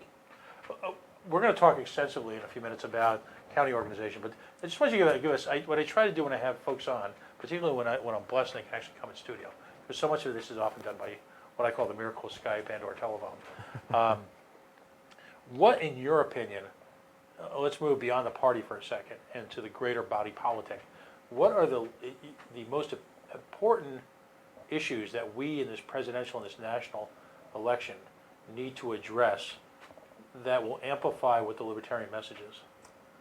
Well, I'm a big non-aggression principle guy, and I think most libertarians are. And for me, the foreign wars that we're fighting, and the amount of, because that spills over into so many other ways that we're aggressed upon, and people all over the world are aggressed upon, whether it's the money that's just being siphoned out of us in order to fund bombing people all over the world and just slaughtering people and aiding genocides in Yemen and all these, it's just insane the amount of violence that we're partaking in that it gets a little coverage here and there, but they keep it quiet for a reason. We got troops in like over 100 countries. How would we feel if we saw, you name the country, any other China, right? We just saw Chinese troops with military weapons walking down the street. That doesn't help make us more safe. So that's number one. I think that our foreign policies have made us more unsafe. I think the endless amounts of money that we've not given to it, that's been taken from us and put towards it without really our consent. I think if most Americans were allowed to say, hey, you get to vote on whether or not your money goes to this, and then we were really it was explained to us, this is what your money is going towards, and just specifically talking about the violence that we're unleashing across the planet, I'm pretty positive that the vast majority would not be for that at all. But it still happens involuntarily, and I think so. For me, war, even if you take away, which you can't, it's probably the single most important part of war. All these millions and millions of people who are being murdered. Even if you take that away, there's so many other ways that people are being aggressed upon that all go back to just our foreign affairs and our foreign policies that have gotten so outside of where we were supposed to be at a couple hundred years ago as a country when it came to dealing with the rest of the world. So for me, that's the single biggest issue. What do you think in your mind happens? I mean, how do we go from, a George W. Bush who says that he's not a nation builder to him becoming one of the most failed but significantly largest attempts at nation building in our country's history? A guy like Donald Trump who criticizes that very same involvement, and yet right now, thanks to him, we're bombing the Liberty into Yemen. Right, yeah. Droning the Liberty into Yemen, to the Yemeni people. How? And we were this close into going into Venezuela. Too. Like, Oh, yeah. he was championing it. Yeah, I mean, it was. If certain other countries hadn't called our bluff, Yeah, right. he was Yeah. ready to. We call it here at the coalition Operation Change the Subject. Clinton invented the term when he bombed the aspirin factory Yeah. after he got found doing the hooky dookie with Monica Lewinsky. Yeah. You're absolutely right, and that's just what the Venezuelan people need right now. Yeah, right. Uh, That'll help them. Yeah, I don't know. I think, I think it kind of speaks largely to a couple different things. One, obviously, these politicians are just lying to us in order to win over the votes. But in addition, I think that, we've seen it, and we don't have to get into it. But recently, it seems to be that the vast majority of the country, regardless of what side of the political spectrum you're on, is kind of they're seeing the forest through the trees when it comes to this Epstein situation. Right. So I think maybe when things like that happen and people come together and realize, like, hey, this might not just be some wacky conspiracy. Like, there might really be some really powerful people that are beyond any elected officials that are really pulling all the strings here. And I think that, no matter who gets elected right now with the state of the world, really, and some of that spills over into like the world banking and a much more complex conversation. But I think that yes, Trump said that he was going to end all these wars and bring all these troops home, but we've seen perpetuated war all over the Middle East and all over the world. Wherever there's opiates and oil, we're delivering freedom, right? Like that seems to be the MO. But And the level of arms sales. yeah, right. I mean, that's the perfect storm. You've got failed foreign policy meets corporate cronyism. It's a business for them. Yeah. So I think that there's too much to be gained, and there's too many people in power that I think are really pulling all the strings. That, one thing, again, he said it doesn't seem to be happening, but draining the swamp. It was a pretty good political slogan because it sure does need to happen. Is Trump doing it? I don't think so, but we do need to we need to hit the reset button because there is so much wrong with everything that's going on nationally and across the world that, even our own rights and our own freedoms are slowly being eroded. We, if you compare it to Venezuela, sure, it looks like we're, land of the free, but when you look at where we were at one time, it's coming, but there's a lot of work to be done. There's a lot of work to be done. That's what I always go back to. It's a great segue into the next question. The party is at a crossroads. There's no doubt. We as a party have this unhealthy obsession with the presidential race. But on the other hand, that same presidential race is that which very often gives us ballot access Right. in a variety of states. Yet at the same time, we have failed to put forward presidential candidates who, as I often say, articulate a clear picture of libertarian philosophy. And I'm not drilling down to the really, the fine points, but just in general. By the way, Gary Johnson was the very first national libertarian I ever spoke to. I have to talk about a radio call I made to him in the run-up to 2012 election, driving on a late-night road in Massachusetts. Some guy's on the radio talking about small government, and then I call in, and all of a sudden I'm on the phone with Gary Johnson. That's how I'm here tonight. It's to be won. But at the same time, you look to the lost opportunities of 2016. I'm not going to criticize Gary Johnson. I'll criticize like hell the other guy, But so in my IMHO, as you guys say, you youngins say, I believe firmly that our political future lies, in a sense, us running as strong a candidate as we can, as libertarian a candidate as we can for presidency, understanding that we're not going to win, but putting a lot of our effort into developing candidates at the hyper-local level who can be on school boards, be on water boards, be on representative town meetings, I think is what they do in Connecticut. Yeah. And understanding that ways of life can be changed by those people if we get them elected, and then get them into the, get them at the core base level to start to eliminate government, and then have them move up the food chain. Yeah. What from Connecticut's perspective, you've got a lot of the same issues as Rhode Island. You've got a failing state financially. That's the truth. Businesses leaving like you read about. Oh yeah. General Electric being the most famous. What are some of the challenges Connecticut faces, and how would you, in Connecticut, balance that need for ballot access, yet at the same time, someone like yourself, who's working at the very local level, at a high level at the local level. Sure. I'm not diminishing, by the way, just because it's national versus local. Oh no, I understand. I Yeah. consider, quite honestly, the work that's being done at the hyper-local level to be the most important work of the Libertarian Party right now.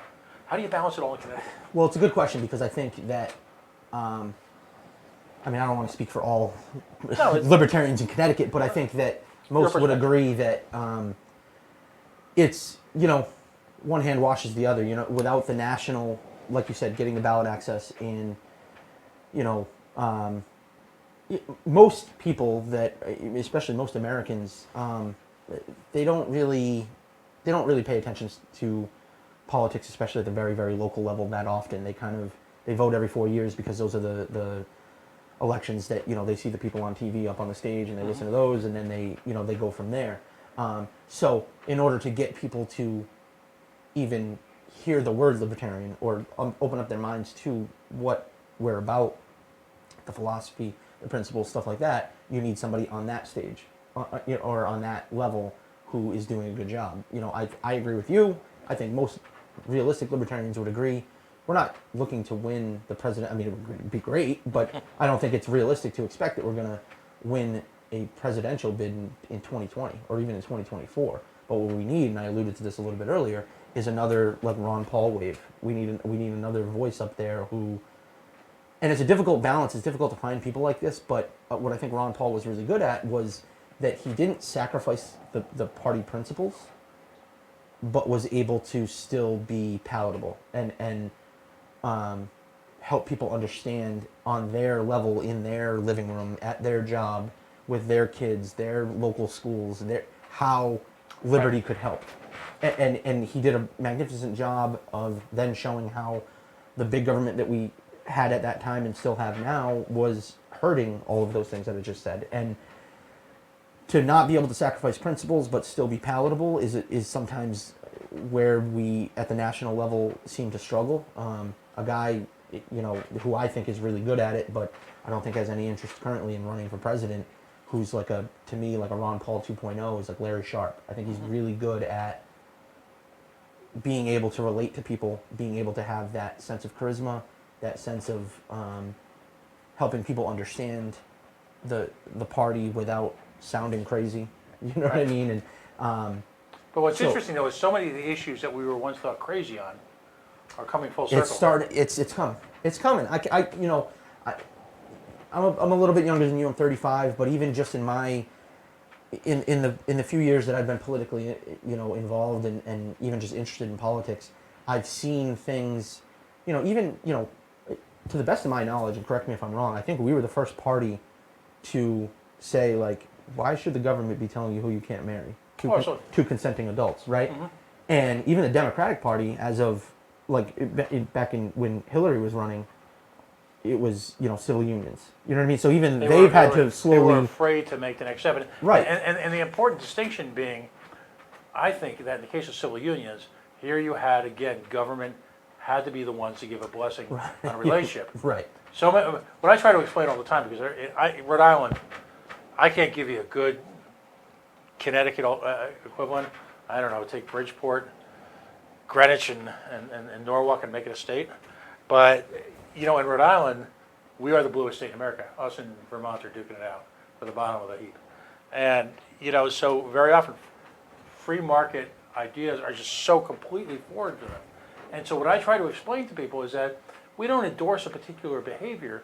We trust you enough as an individual to make your own decision as to what behaviors you want to engage in, as long as it accrues no harm to anyone else. Right. If you choose to be in a monogamous relationship as man and man, woman and woman, and you're happy, Right. that's fabulous. Right, and that's just one example of how, like you said, it seems like everybody else is catching up to us, right? I mean, Right. now you even got Tulsi Gabbard recently standing up there and, like, I think doing a great job when it comes to this one particular issue of just blasting the wars. Now, like we just spoke about, we've seen this, we've seen this play out before, but I just think at every level you're starting to see certain, even the Republican Party as a whole is starting to shift a little bit more libertarian and getting away from, It's survival for them. it has to be, right? they- and it's sad that that's what's pushing them there, but But at the same time, if you, the one, I believe, most unremarked effect of the current administration is that there is no doubt in anyone's minds right now, if they're being at all intellectually honest, which is hard for a Republican, all right, that they have repudiated small government, that they have repudiated responsible financing for government, they have repudiated personal liberties because they continue to engage in their scope of civil asset forfeiture. They engage in laws like FOSTA and SESTA, which criminalize communication between folks who are engaged in sex work that has nothing to do with trafficking. They continue to redeploy the failed model in the war on drugs on other parts of our lives. They have eliminated any claim they have to being the party of small business and the party of personal freedom in this country as a result of this election. yeah. So it's kind of, I mean, I agree 100%. I think it's good to see the Republican Party slowly drifting back towards individual liberty and that model of smaller government. But what I hope is that many Republicans who aren't, completely brainwashed can look at that and say, yeah, but can I really trust you? Are you just doing this to win over my vote? But this isn't what you're really gonna, you know what I mean? Like, because if they're only doing it in a reactionary sense now, they're not doing it because it was, like I was talking about earlier, it's not embedded in their philosophy, it's not embedded in their principles or anything like that. So I'm hoping that people can start to see it. I have seen shifts, even with, marijuana is being legalized throughout the country. It's bringing a lot of safety to people's lives by a little bit less involvement with police. It's bringing police safety that they need, I think, in a lot of ways, and bringing people a much safer alternative for medicating themselves and stuff like that. That's a philosophy that the Libertarian Party has had for a very long time. Like, it's your body, as long as you're not harming anyone else. You're an adult that's consenting with yourself, really, to do what you want to do with your own body. Go ahead and put whatever you want into your own body. You'll have to live with the consequences of such, but it was your own choice. The gay marriage, like we said, you're hearing a lot of Republicans talking now more about how, they're not fiscally responsible. The Republicans have pretty much owned a lot of the government over the past 4 years, and we've deficits are climbing, debts are climbing, spending's climbing. We got tariffs now. Everything's getting more and more. They're not being fiscally responsible. So what is it that what promises are they fulfilling? So I think it is, to go back to what you originally asked. You're starting to see a shift. It's gonna take work. It's gonna take a long time. And going back to the national versus local, we need somebody up there that can deliver our messages and create another wave, so that people at the local level aren't running into people who have never heard of Libertarian Party before and who have no idea about the philosophy and what it is we stand for. But one hand washes the other. I think the local level, it's hard for a national, election to go well without states doing well. It's hard for states to do well without, because you need the ground troops, Right. and it's hard for the states to do well without the county affiliates and the town affiliates, and having, people that are, you can blast out an email and within a couple days have people that are going to show up to an event that you're doing, or whatever the case may be. So. One hand kind of washes the other. I don't see one as more important than the other. I do think that they both help each other, but they should both have different goals. I don't think the goal for the current presidential. It's not that we have to champion this, but we should be realistic in the sense that we're just trying to cause a stir, get our message out there, and create another wave like Ron Paul was able to. Right. And get the ballot access. Yes, right. Yes, The all- that ballot access is key, and that's helping the local affiliates as well in the states. So, If you're just joining us, Lance Leduc is here. He's driven in from Connecticut. He's an activist within the Connecticut Libertarian Party. He's joining us what we call here the Libertarian Hour, where we have activists, state leaders, affiliate leaders, as in his case, folks who are really span the entire libertarian spectrum, giving their perspective on issues challenging the libertarian community, as well as the body politic at large. It's a lot of fun to actually have someone in studio here in Little Rhodey. Great local team, great local libertarians. People like Billy Hunt, Mike Rinaldi. But at the same time, there's kind of you feel kind of alone sometimes. Alone sometimes. well, you got a nice view of downtown Providence. Hey, the no one's twerked in front of the window tonight. Oh, okay. Yeah. I don't know if that's a good thing or a bad thing. Yeah. So it's great to have someone sneak across the enemy lines and bring us at least some mental support here. Let's talk about the affiliates. Yeah. And because you're very, very active in Connecticut at building local affiliates. Now, folks who are only passingly familiar with the Libertarian Party, by definition, we have 50 state affiliates and the District of Columbia, as well as some other outlying bodies, but largely it's the 50 states and the District of Columbia. There is been now, over time, periodically, the growth of what I'll call hyper-local affiliates. That's certainly not to diminish their importance because they're critically important. If you go back to even the Tammany Hall days of American politics were hyper-localized.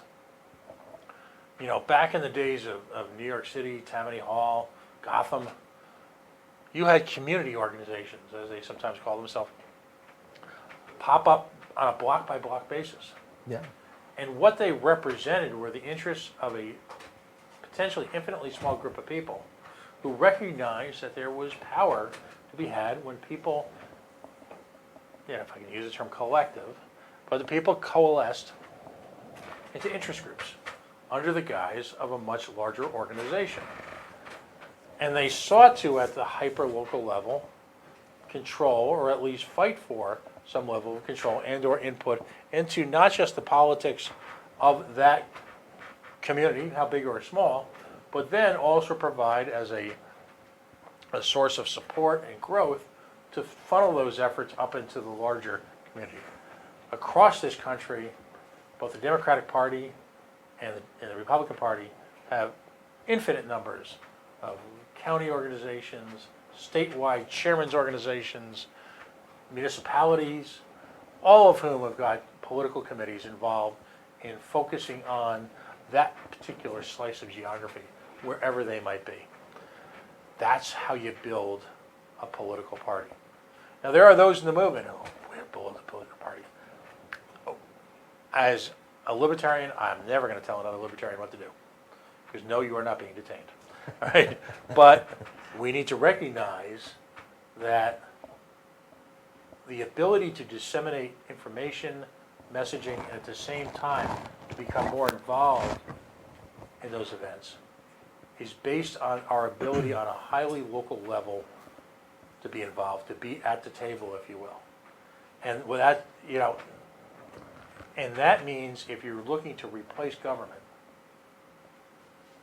that you actually be there, involved in activities that actively replace government. Yeah.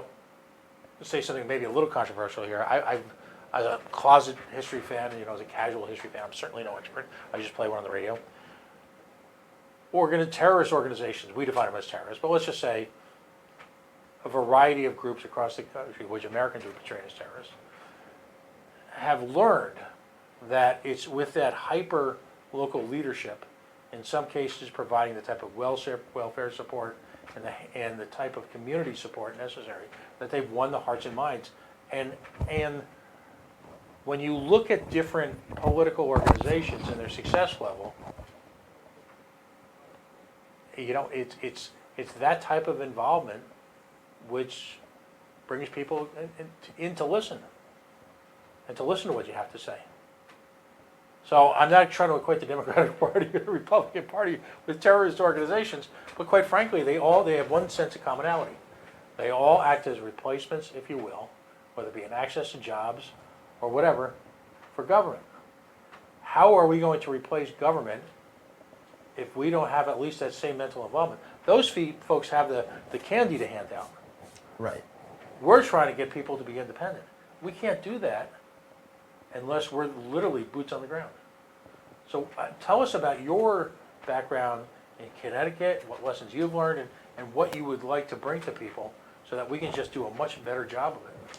Sure. Yeah. It's kind of where I've had a hard time. So I only, going back to my story as a child, and that's how I started questioning government, and then the Ron Paul movement was what merged politics with that. But then there was like a 10-year window from 2008 to 2017, 18, where I was interested in politics. I was staying up on things. I was reading, whether it be your Rothbard or your Hayek or whatever, just learning about the philosophy and staying involved in terms of kind of trying to know what was going on politically. But I wasn't personally active. Then around it was last summer, so it's actually only been a year, believe it or not, but it's flown by. Last summer, I picked up the phone and contacted my state chair, Dan Reale, who I'm pretty sure you're Dan's a familiar great with. guy. Yep. Dan's been kind enough to come out to a couple of our events. Yeah, I said to him, listen, I want to help. I want to become a little bit more active. It seems to me locally is the real only answer and possibility for somebody like me who's never had any political activism at all. And it started with one phone number. He gave me one guy's number. His name was Russ. He lived in Brooklyn, Connecticut, which is, 3 towns south of where I live. And he said, start there. And that was if anybody listening is interested in building an affiliate, in becoming more politically active locally, and working towards liberty locally, take solace in the sense, well, you're not alone. And that's exactly, so for years I had actually questioned, like, what can I do? But, where the Libertarian Party isn't as accessible, and we don't have as many boots on the ground, like you said, we don't have the troops and the activity going on where you can just be a libertarian in your living room one night and say, hey, I want to be a little bit more active. Let me Google real quick and find out where the next, town committee event for the Democratic Party is. Or for, libertarians don't have that liberty. So I felt really alone. And when I tell this story, I always tell people how alone I felt. And now over the past year, how I feel like I could turn in any direction to find help. Right. So the people are out there. It's just you have to get up off your couch, make a couple phone calls, reach out, find me on Facebook, message me. I know the state chair now of Rhode Island. I know the state chair in Connecticut. I'm familiar with a couple people in Massachusetts. Find somebody. There are people out there that are willing to help. That's where it all has to start, and that's where I started. I got that one number. Myself and the gentleman Russ, we spoke on the phone a few times and kind of hashed out what we envisioned and what we wanted to do. We knew this first year was going to be a lot of just building it, and we might not run any candidates, but just kind of the boring stuff, to be honest, sifting through bylaws and electing, our, chair and vice chair and secretary and the roles and all that stuff. But all that stuff that, speaking to what you were saying before, like that structure and that organization that the Democrats and the Republicans have, we need that. We need that critically at the hyper local level, to steal your phrase, in order to start building success. So once Russ and I spoke, soon after, a gentleman named Roger, he was actually recently our vice chair. He stepped down, our state vice chair, Roger Mizbach. I don't know if you know him. Great guy. He helped me a lot. And he brought to me a piece of software, TabbyCat software that our state secretary had developed. Jeff, another great guy who I've met a few times, and he developed a piece of software where you could plug in any town in the state and then scroll down and click Libertarian or Republican or Democrat or unaffiliated, wherever it is, and all of their addresses just popped up.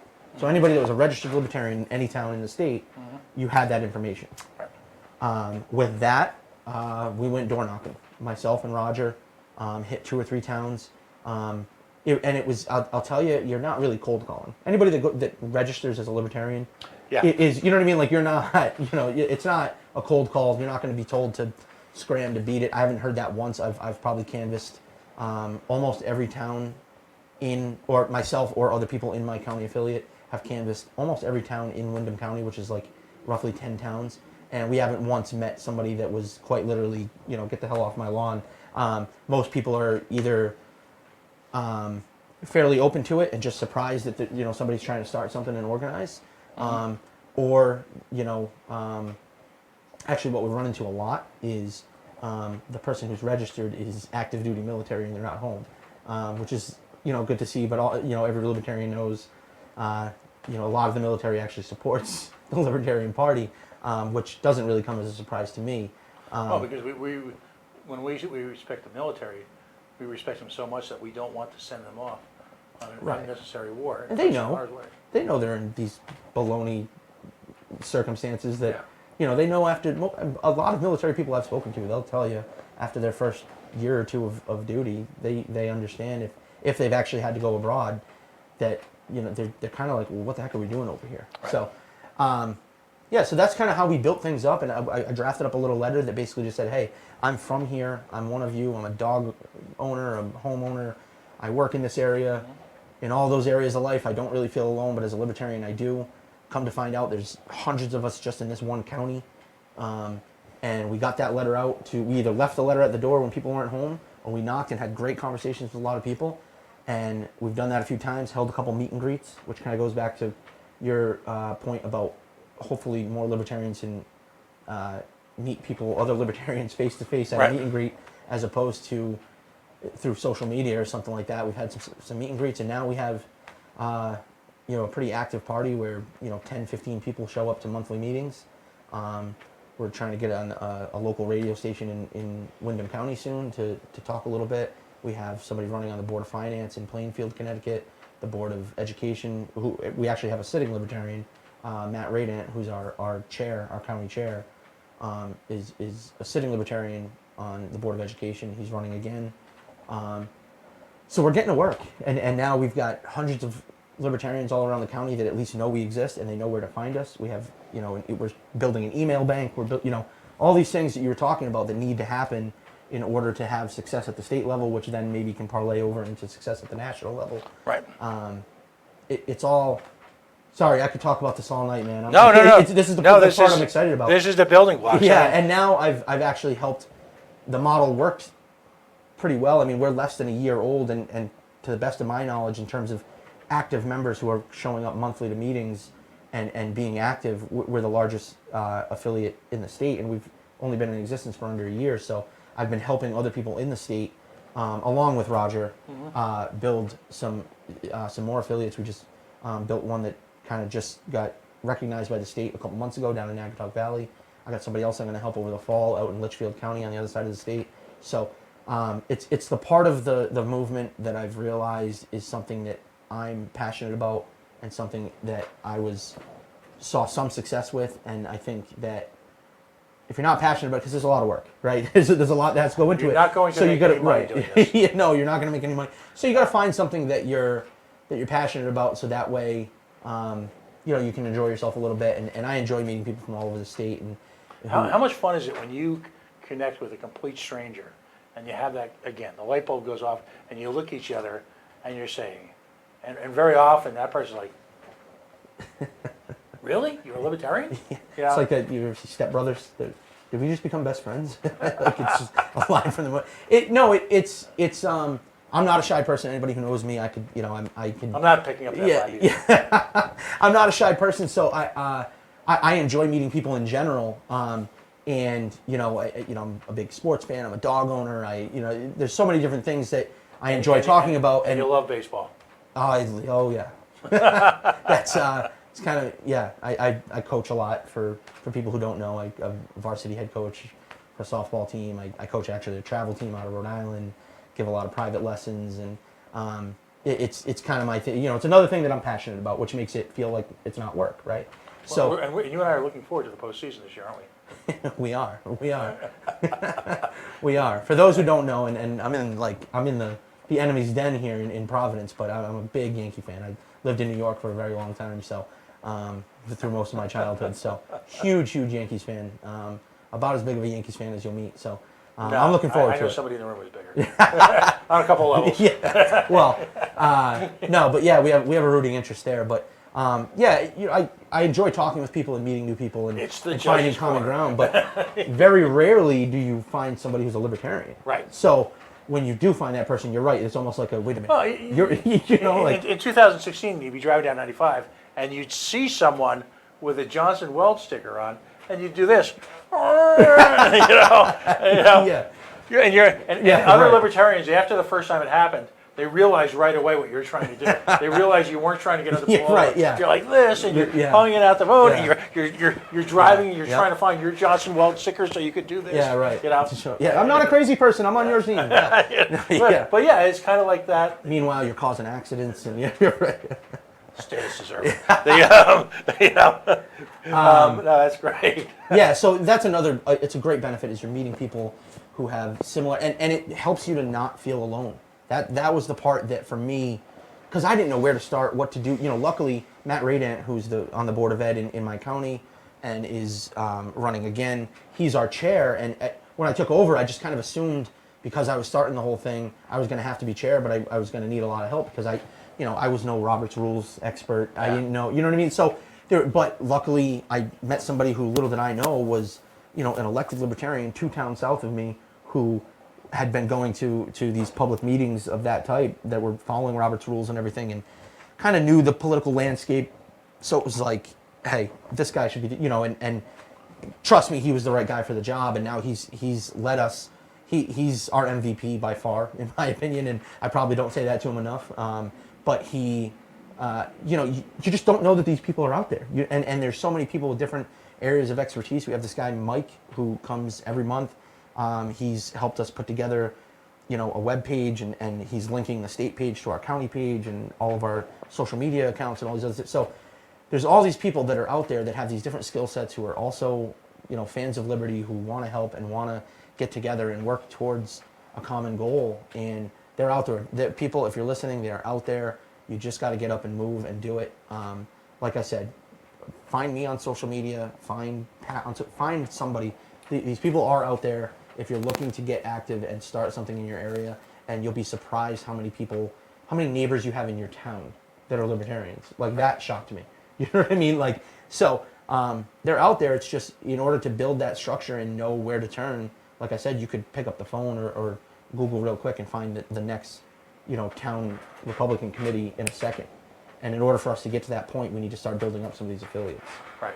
And to that point, sometime this weekend or early next week, I need you to email me all the contact information for all the affiliates, because we're trying to build up, and if folks hear this now or in the coming days, we're trying to build up a database of county and local affiliates so that the affiliate support committee now and in the future can reach out and provide, support. Yeah, that's a great thing that Josh and crew are doing. I've never met Josh personally, but I've interacted with him plenty of times online. We're in the same caucus, and he and I have been on some of the same conference calls and stuff like that. And I think it's a great idea. I don't know if he was the one behind it or who exactly was behind the idea. Well, we all give credit to Erin Adams. It was her. Well, hats off to her then, because like you also- said, it's where we need a lot of help is those local affiliates. Yeah, and she also went out and got the funding. So there is, I haven't mentioned, you're going to start to see social media right after Labor Day, but the hashtag is LP Everywhere. And, the whole notion is that if you're a local affiliate, a state affiliate, whoever, an act of activism, document it, film it, take pictures, whatever, send it to us. There is an affiliate support committee that you can, the Facebook page. There's also a Twitter, and the Twitter account, by the way, is LP Everywhere 1. Somebody, some Lincoln Park fan. I got LP Everywhere. Jeez. But, whatever. But, we're going to take that, and the top prize gets a gee whiz, and the money's already there. And that's awesome, but again, there's some people coming up with some pretty strong efforts.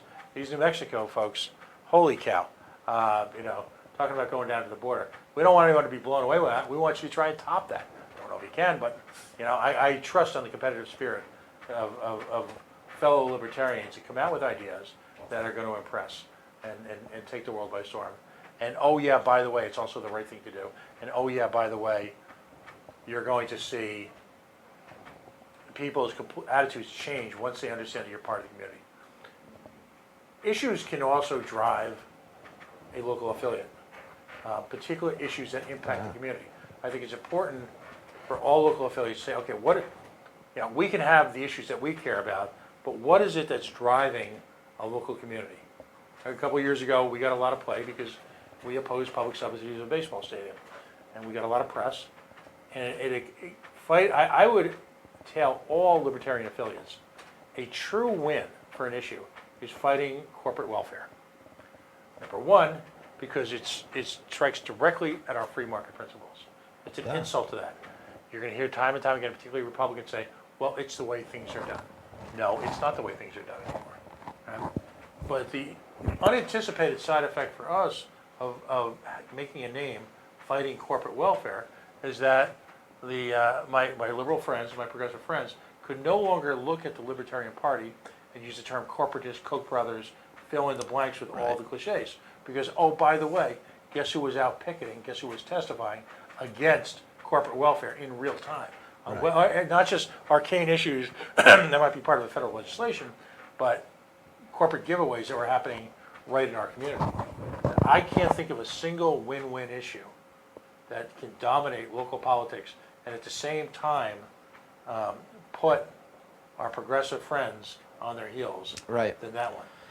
Yeah, no, and I think the key there too is that there was activism happening. We weren't just talking about it online. We weren't just, it was, because that activism, people that aren't in the libertarian circles don't see the libertarian conversations on libertarian forums on Facebook. Right. They don't see, so like you said, these progressives that, we're sitting there saying, hey, we're not for corporate welfare.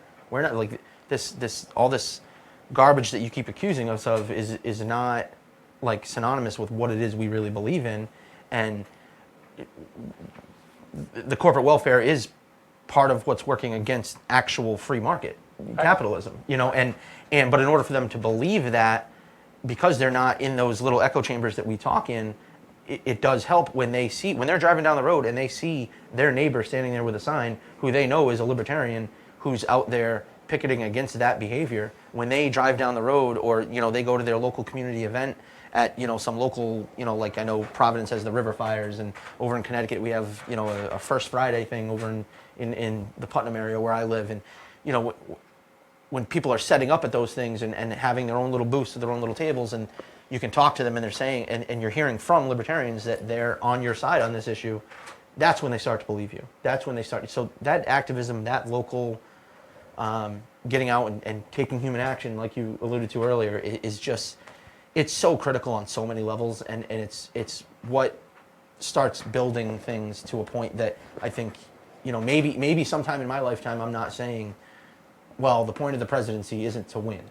Mm-hmm. You know what I mean? And I don't think we're ever going to get there if we don't really build up these local affiliates and the local ground troops that we need to get a lot of the work done. Right. And I'm certainly not trying to dissuade when I say that.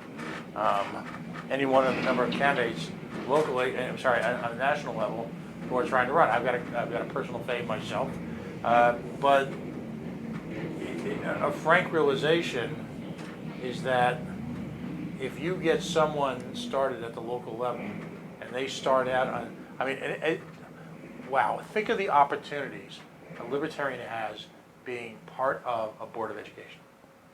Yeah, we have one in my county, and he's done, and it's amazing. He's seen, I've talked to him personally about it, and over the past few months in particular, he's seen the entire town in through a couple of actions get behind him at these meetings, because they're getting sick of a lot of the baloney, and it's just, and he's done it through earning the trust of the people of the community and being active and getting out there and doing the work. There's only so much typing on a keyboard you can do. Right. You got to get out there and do. Right, and Kara Schultz, who's so effective in supporting candidates, is a winning candidate for herself in Minnesota on a sizable town council. And again, as she was on the show, and she talked about how important it is once you're in those organizations, since you are representing a whole lot of people. Yeah. And very often, the folks that you're meeting with are dealing with a libertarian on a business level, all right, for the very first time, that how important it is that you equip yourself effectively as a leader. And, we talk about, bringing personal control back into public education. On any significant issue, there's two approaches, if you will. There's the philosophical approach, and then there's studying the practical, pragmatic issues surrounding the issue. In my early stages of activism, I focused solely on the pragmatic issues, because that's what I thought would sell. And I realized I was getting short shrift to the philosophy. An example of that would be, of course, we opposed baseball stadium. I often use that just as an object lesson, something we did a good job on. And very often in the beginning, there were 2 rounds of this battle. In the first round, I was basically spent all my time trying to teach people about economics. We did it as a group, and how this was doomed to failure financially. And people very often, when particularly in the media, we do a good job in Rhode Island and earn media. People in the media would say, "Listen, I understand you're opposed to this whole business private-public partnership thing, but," and we would let them get away with that. But now, the word track I happen to use, not saying it's the best, there's probably better, is hold on. I'm not going to let you just drive over that philosophical speed bump. Let's talk about why government should not be involved in free markets. Let's understand the philosophy. Listen, I can cite chapter and verse even now why taxpayer investments in these stadiums are an utter failure on an actual practical level. But the important thing on any of these issues is that we simultaneously take the opportunity to educate people as to not just on a physical level why they were failed, but on a moral and philosophical level why they're wrong. And that is a hard that's a hard battle to fight, but it's as our good friend Larry Sharp likes to say, you're planting seeds.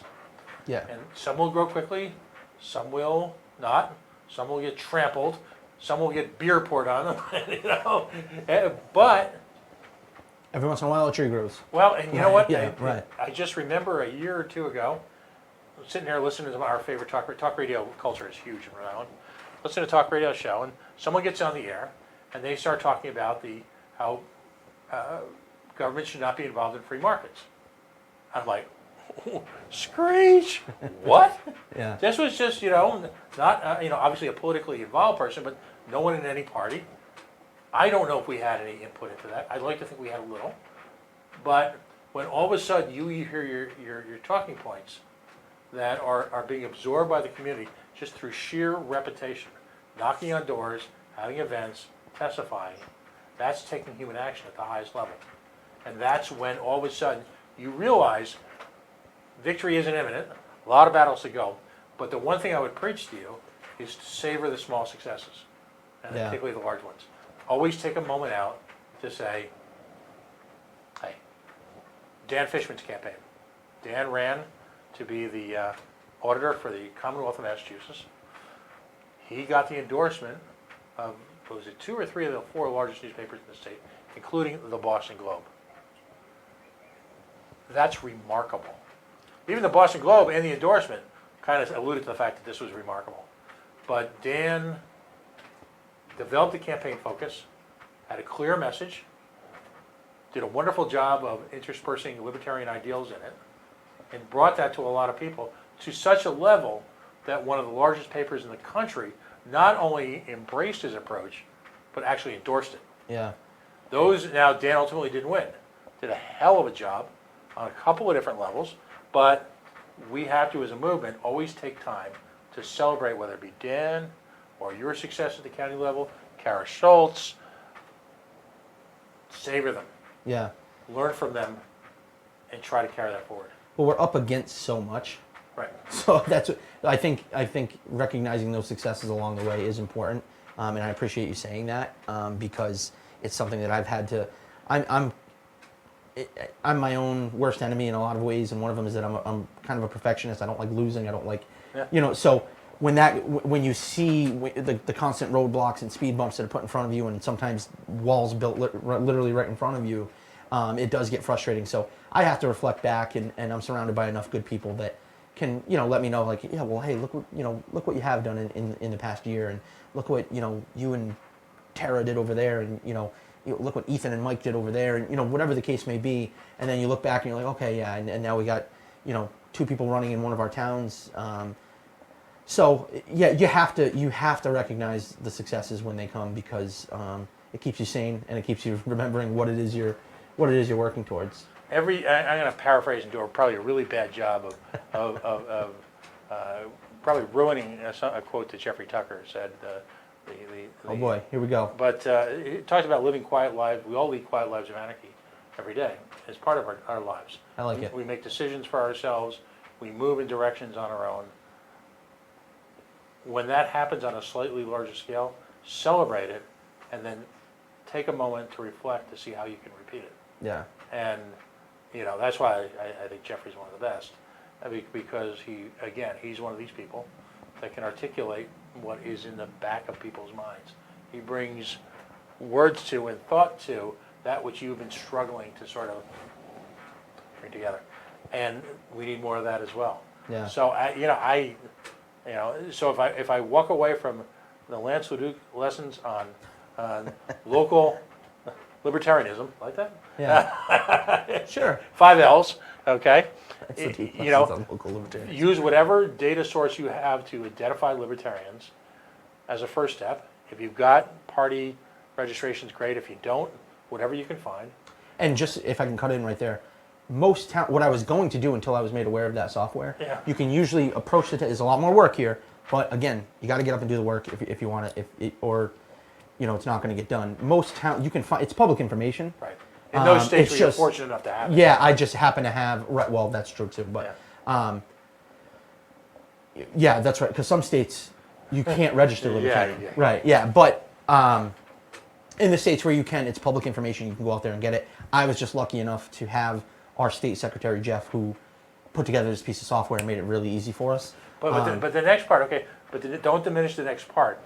You and your partner got out there Yes. and engaged in a door knocking campaign, which in an age when people are getting spammed on their phone calls and cell phones, Yep. in an age when people are bombarded with social media, and in an age when no one reads their emails, and an age where it is increasingly difficult to not forget about actually changing hearts and minds, forget about educating people, simply to establish contact with them.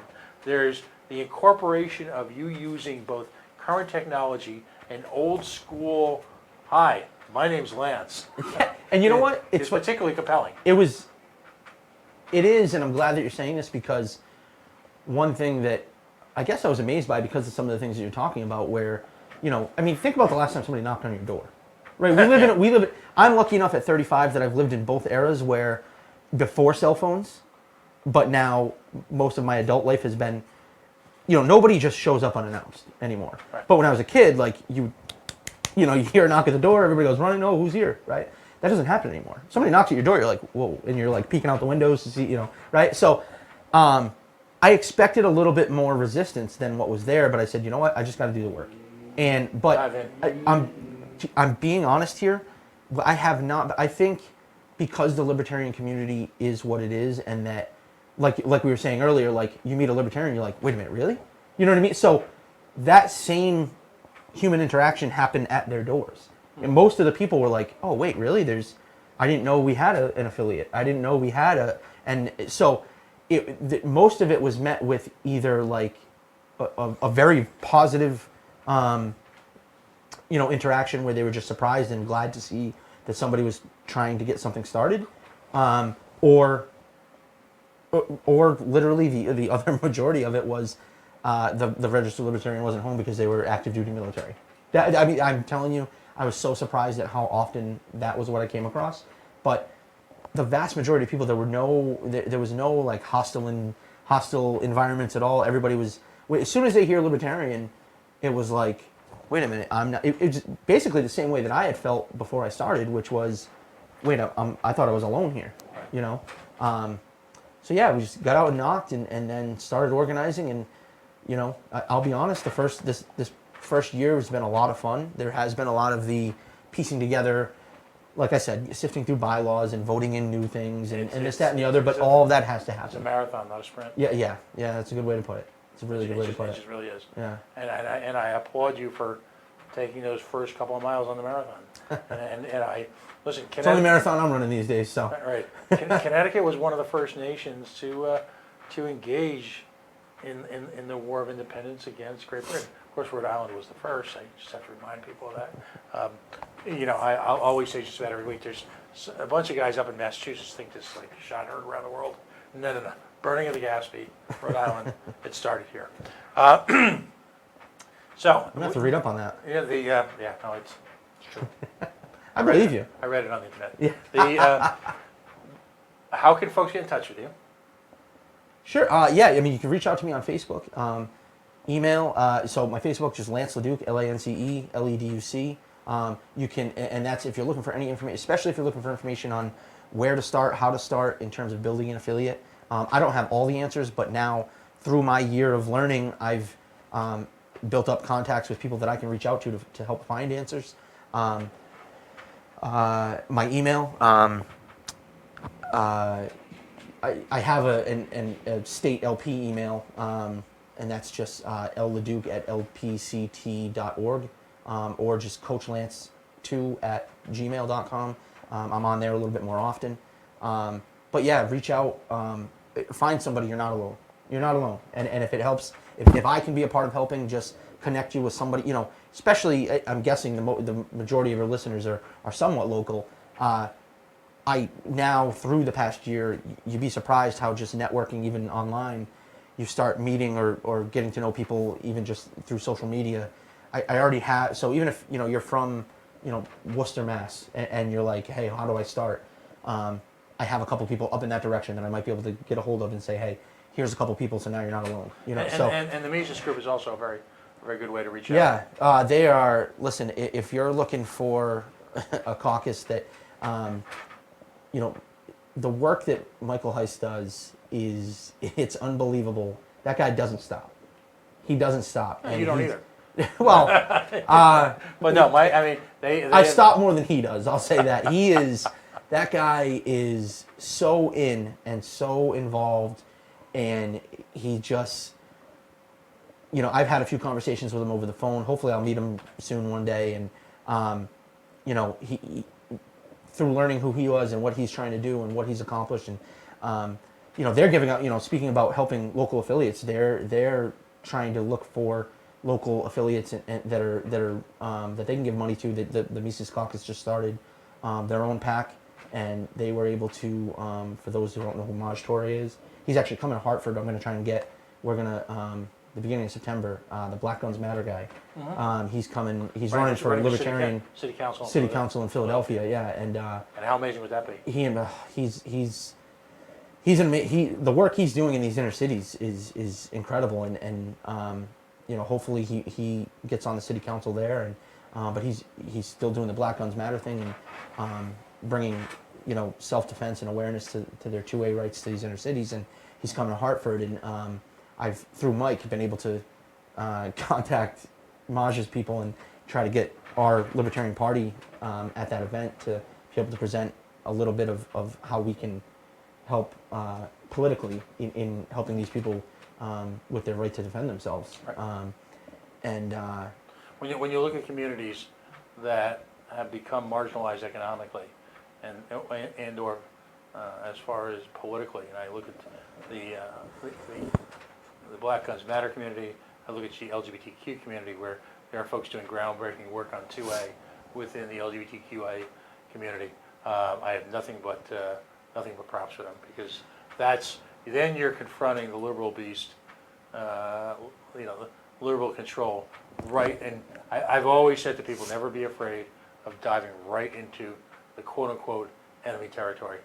And folks in the liberal progressive community have thought they've owned that vote for years, and it's folks like him who are freeing people of those preconceptions. So yeah, no, God he's bless doing him. amazing work, and I'm hoping that we can get involved with what he's doing in Hartford, and Yeah, let us know about that event. Let us people here in Rhode Island. yeah, I'm trying to right now. It's he's a national guy. He's doing all kinds of work. Plus, he's got his own campaign that is in a really busy home stretch now.